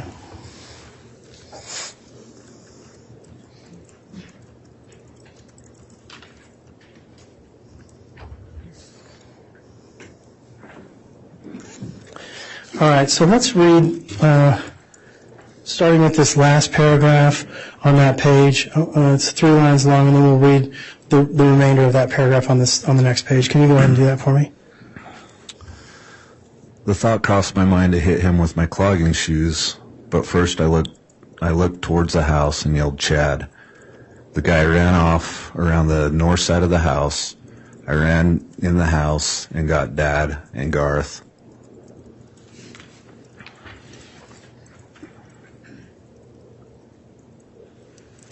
They looked outside, but we couldn't find him. We called the police and reported it. They suspect it was a bipolar teenager who lives down the street and walks around a lot. But Matt Price has a better theory. All right. And so the suspect, they thought, was a person who was a bipolar teenager who lives down the street and walks around a lot. Is that right? Correct. All right. And did you check into that bipolar teenager? We talked to several individuals around the area about the bipolar is what they put there, the bipolar teenager, and in fact found out he had autism, and he lived a lot further away from the Daybell residence than what would have been in walking distance. Okay. And I don't want to drag an autistic child into this, but did you end up talking to the autistic child? I did not. Okay. So no further follow-up was done on the suspected bipolar teenage child? No. Okay.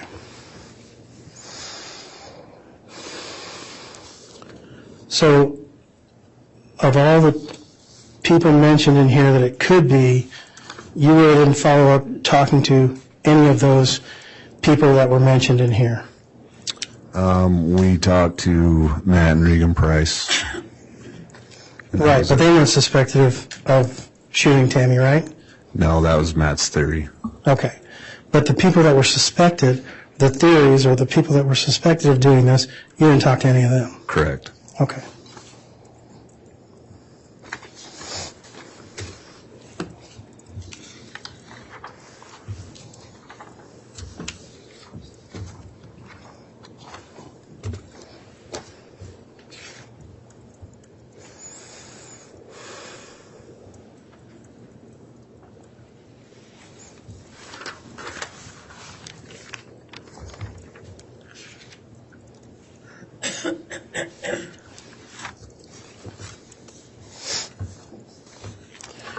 So through your investigation, you did some, and I'm sorry, I'm done with this exhibit.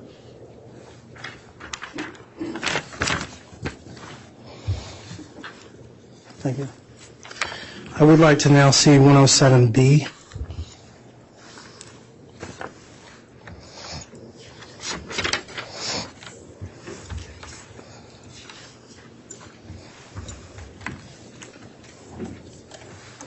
Thank you. So, we've already established that there is a gun that you found in Alex Cox's possession, correct? Rexburg PD found that, yes. I'm sorry. When I say you, I guess I mean collectively the joint investigation. Correct. Okay. So I'd like to turn to this second page.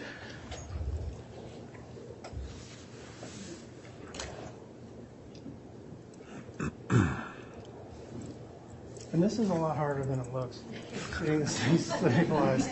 I was, all right. So we've established that you found, or somebody found, a Grendel 6.5. Does anybody know when that gun was purchased? I don't have that in the investigation. I believe our guys have looked into that and do know. So somebody knows, but you don't?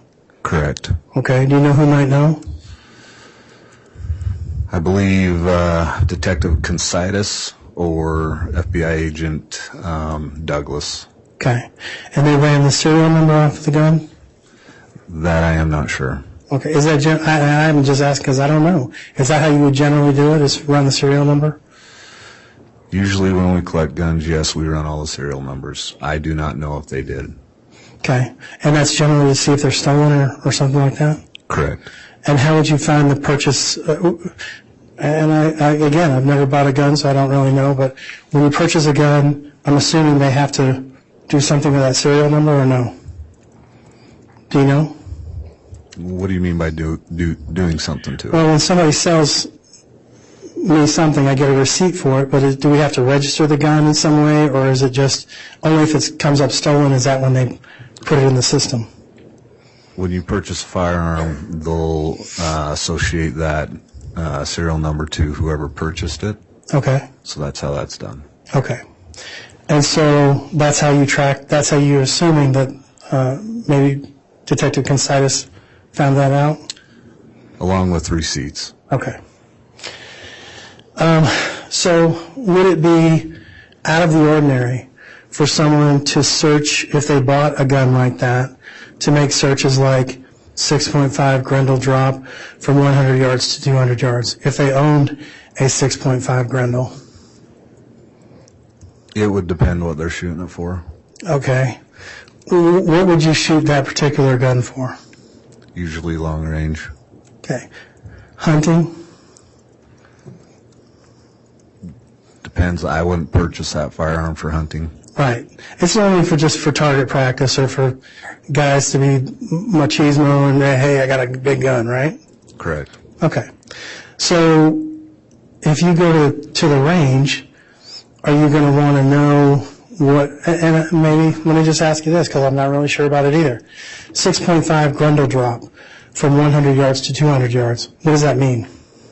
So the further you're back in yardage in shooting, your bullet's going to drop a little bit. And so with your scope is you need to dial that in. So you shoot to get it accurate from several different yards, different 100 yards, so you can be accurate at one. And usually when you get that sighted in, you kind of stay at that yardage for that. And so when you say that the bullet is going to drop, it's due to gravity, it's due to drift, it's due to wind, those kinds of things, right? Correct. All right. And so if you're target practicing, you're going to want to be on target, am I right? Correct. And the way to know that is to go through the internet, make these searches, find those kinds of things. Is that one way to do it? Yes, it is. Okay. Another way would be to find somebody who has one of these, and you can talk to them, and they can, you can form a club or whatever, and be buddy and work it out that way, right? Yes. But if you're new to the area, one of the best ways to do that is to get online, right? Correct. All right.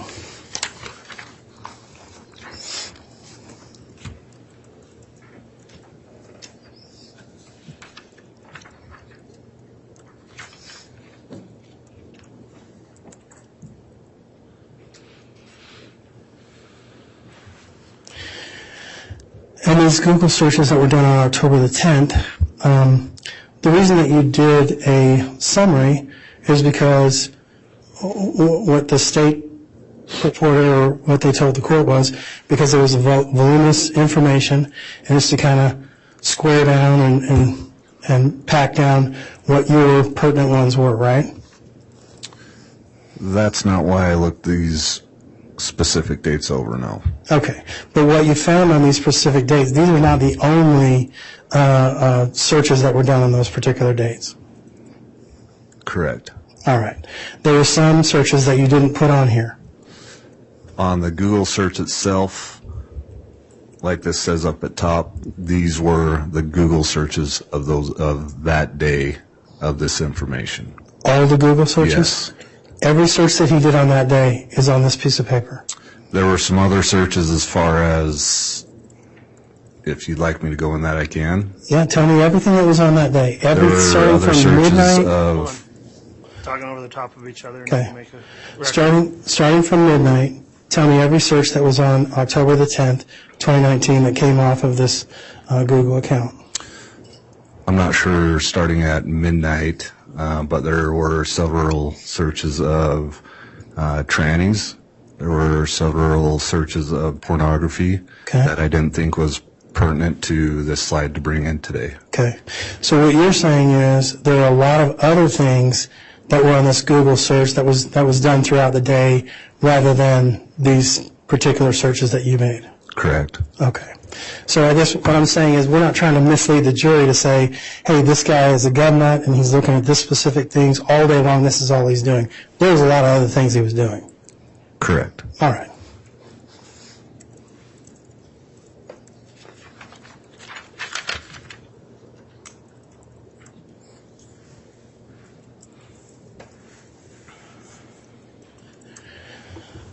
Same thing on this slide.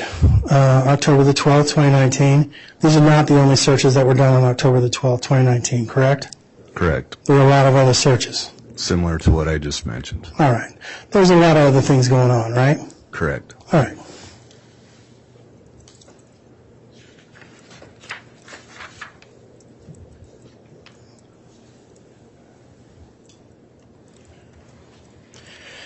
Okay, on this particular slide, I don't know that you know this. You probably shouldn't know this because we had another person who testified, and he actually showed what searches or what who had signed in on every single day. And these were long sheets of paper, correct? Like a full sheet of paper. There were other people's names on these, right? Yes. All right, and that's where you got the information on this particular slide was from those sign-in sheets, right? Yes. All right. And so when you went to Fremont County Sportsman's Club, who did you talk to when you went there? That was Lieutenant Powell that got this information. And Okay, so this isn't your information? this is not my information that I retrieved, no. So somebody else made this slide for you? No, I made this slide with our prosecutors, but the information was from another report. Again, it goes back to a joint investigation that we have shared information and put everything together. Okay, and who was it that did this particular investigation? When Lieutenant Powell was first started on the investigation, he retrieved this information. When I took over the investigation, he was no longer part of the investigation, so I took over that information. Okay, and in the information that he gave to you, there was a report that indicated that he had actually talked to people at the Fremont Sportsman's Club? He talked to Les Ball, who is on he's the president of the board Okay. of the Sportsman's Association. All right. And did you or anybody that you know actually go out to the Sportsman Club and investigate anybody that was on any of those sheets? Anybody else that was on the names? Any of the names that were on the sheets of paper on the days that you're alleging that Alex Cox was there with the name of C. Quint? Not to my knowledge, no. So you didn't do any investigation, nobody did any investigation as to who else was there, who might have seen Alex Cox there? No. Okay.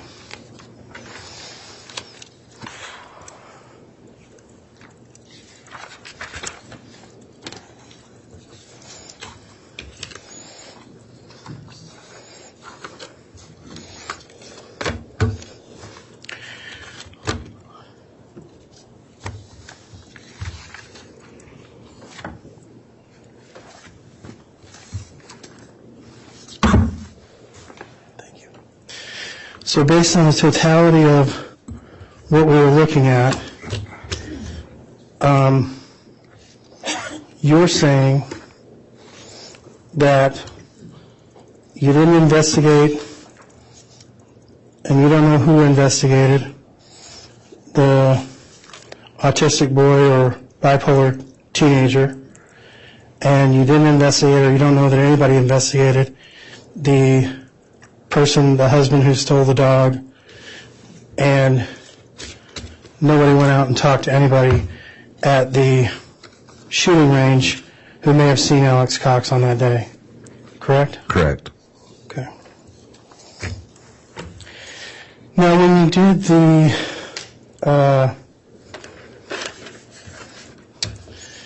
the investigation with regards to the geofence, you did a geofence warrant for two different locations, 202 North, 1900 East, and that's Chad's house, correct? Correct. And you also did 3462 North Salem Highway, and that's the church that's about 2.7 miles from Chad's house? 2.6. 2.6 miles? Correct. Okay. And you did a geofence of 150-meter perimeter, is that right? Correct. So how does that work? Do you go from the center of the property 150 yards in either direction, or 150 yards total? It's in the center of the property, 150 yards all the way around in a circle. So 150 yards in any direction? 150 meters, yes. I'm sorry, 150 meters. And a meter is roughly a yard, right? Roughly, but we'll stick with meters. Okay. Meter is 3.3 feet, right? That I am not sure off the top of my head. Okay. Well, I dove in college, and I'm telling you it's 3.3 feet. Would that be accurate? But Objection, Your Honor. Defense is trying to introduce testimony, not in evidence. Sustained. Okay. All right. So we'll say meters, okay, for whatever it's worth. 150 meters. Do you know how far 150 meters is if you were standing at one end of a football field? I do not. Okay. You have no idea? No idea. Not even a clue? I just said no. Okay. All right.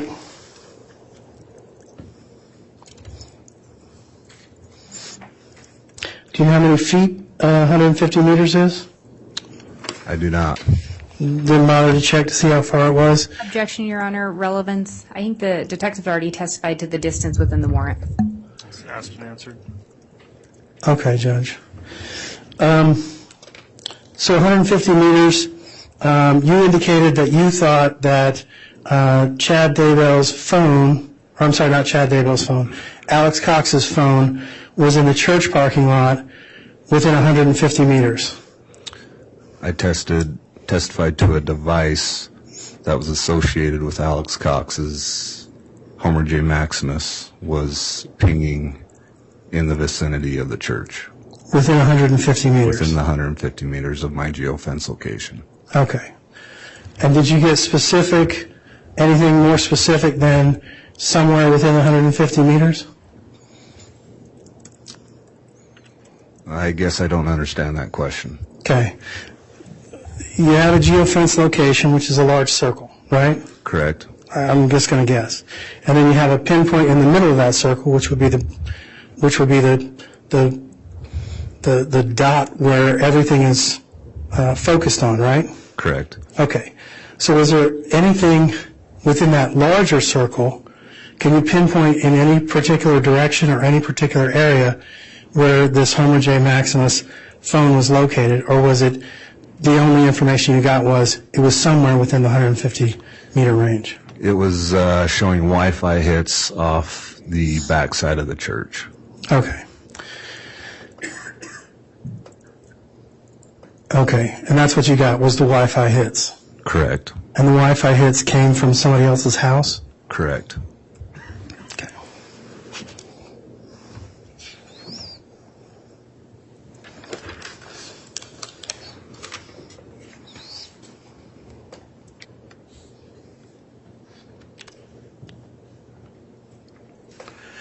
Can I have you walk over and pick up 278 or 279, actually both of them?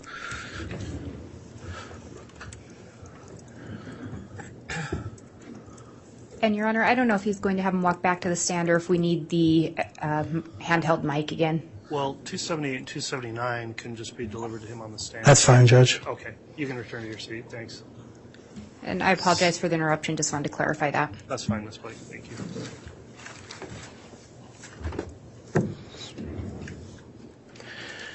So I think you testified earlier that 278 and 279 were, I forgot what you called them now. Baffles. Baffles. Okay. So when I said, so baffle is just a chunk of metal, is that right? Is that what you're looking at? From my understanding, yes. Okay. Is there anything that, I mean, it's a round piece of metal, right? It's circular, kind of like a tube, Yes. and it's solid? Yes. All right. And there's not been any drill holes in it or anything like that? There's a drill hole on both ends. Okay. And does it go all the way through?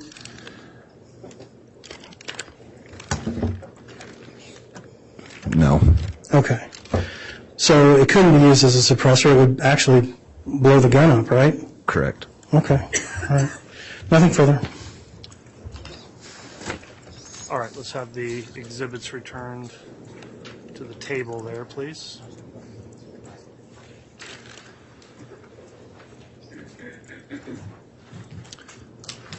Thank you, Mr. Bailiff. Redirect.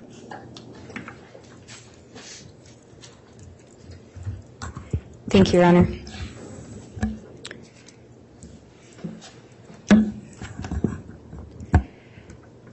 Detective Kaikamanu, you were asked about whether or not anyone else responded out on the morning of October 19th, 2019, besides the deputy and the two individuals from the coroner's office, correct? Correct. And to the best of your knowledge, did any detectives respond out that morning? No, they did not. Do you know why that was? When I called the coroner back after I missed her call approximately an hour later, she had told me that she had already talked to Detective Mattingly and had walked through everything with Detective Mattingly.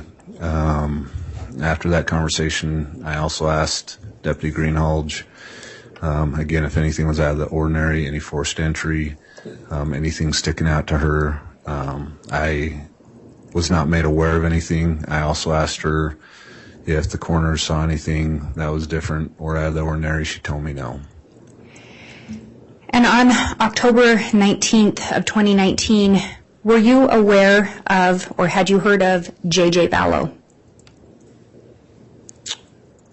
Of October 19th, Yes, prior to Fremont County becoming involved, had you heard of J.J. Vallow? yes. And did you hear of J.J. Vallow before you became involved in the investigation? I did. Did you hear of him prior to the end of October? Yes. Aaron, I'm going to object. These questions are all beyond the scope of cross-examination. I didn't talk anything about J.J. Vallow. I'll overrule that at this point, Ms. Blake, but it's getting close to beyond the scope, I would say. On October 19th of 2019, were you, actually I'll back up, you testified that you did not become involved in an investigation regarding the death of Tammy Daybell until 2020, is that correct? Correct.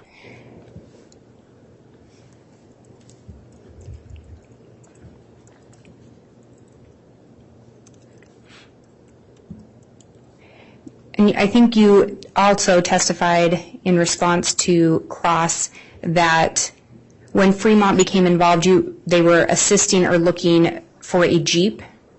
Correct. Do you know if that Jeep was reported to have been involved in or suspected in criminal activity? I believe it was. And do you know where that criminal activity would have occurred? In Gilbert, Arizona. Was Fremont County in, and do you know when that request was made, or approximately when?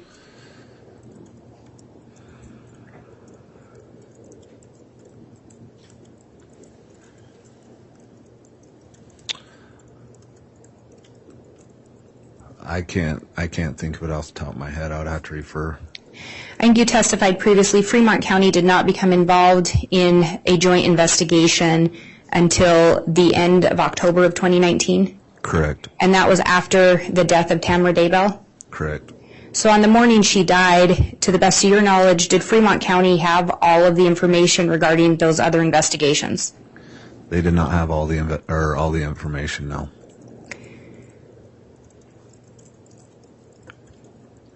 You were asked about why there was some other information on that email that you were looking at. Yes.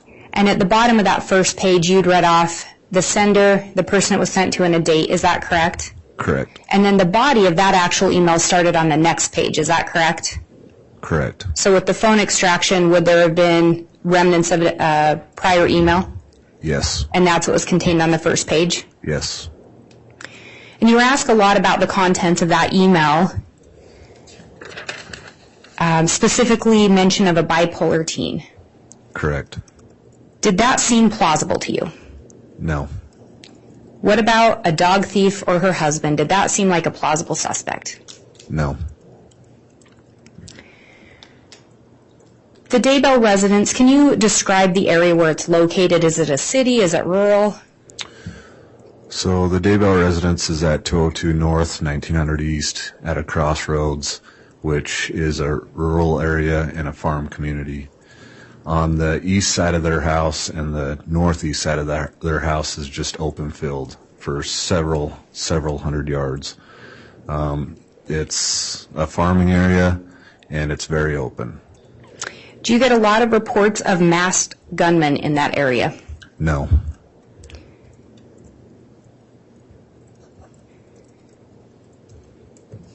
Do you know, I believe in that email from Tammy, she referenced that this had happened at night, this attempted shooting? Correct. Where this house is located, are there street lights or city lights? No, at the time of the attempted shooting on Tamara Daybell, there was a blinking yellow light, but that would have been the only light around the area. And you'd talked earlier about some location data in relation to a device associated with Alex Cox. Was that device in the area of the Daybell residence earlier that day on October 9th of 2019? The Homer J. Maximus, a device associated with that, yes, there was. And are you aware of one of the roads that runs by the Daybell residence? I think their house sits at an intersection, is that correct? Correct. And one of the roads is the Salem Highway. Yes, one's the known as the Salem Highway or 1900 East, and the one that crosses that is 200 North. And on that 200 North, are you aware or familiar with some kind of a pullout for a canal? I am. Judge, we're not talking about that. We're going far afield. I'll sustain that. I think it's beyond the scope, Ms. Blake. Your Honor, the detective was asked a lot about why he didn't follow up on certain leads. I think this goes directly to that. So I think it is within the bounds of the cross. Of the direct you did, it's beyond the scope, and with the cross as well, so I will sustain the objection, Ms. Blake.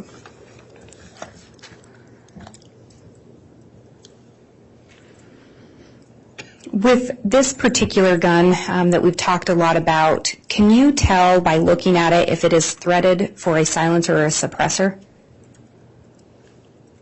By looking at it, yes, you can put a suppressor on there. If you put a suppressor on a firearm in your experience, can it change the sounds? Yes.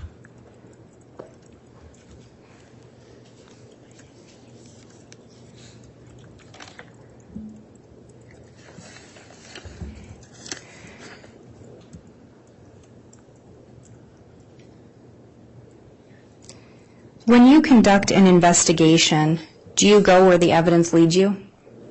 Yes. Is that what you did in this case? Yes. And is that in fact why you were looking at searches associated with Homer J. Maximus? Yes. And is that in fact why you looked at shooting range logs, specifically looking for anyone or an identifier associated with Alex Cox? Yes. You were asked by defense if you had a chance to talk to Tammy about the paintball gun incident. You responded you did not. Correct. Is that because she was killed 9 to 10 days later? That is correct. I have no further questions. All right, thank you, Ms. Blake.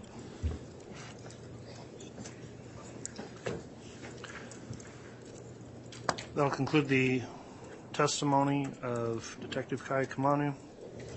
I believe he'll continue to be made available to the state, is that correct? We would actually ask that he be released. Okay. Any No objection. All right, thank you for your testimony today. Counsel, could I have a brief sidebar before we call another witness?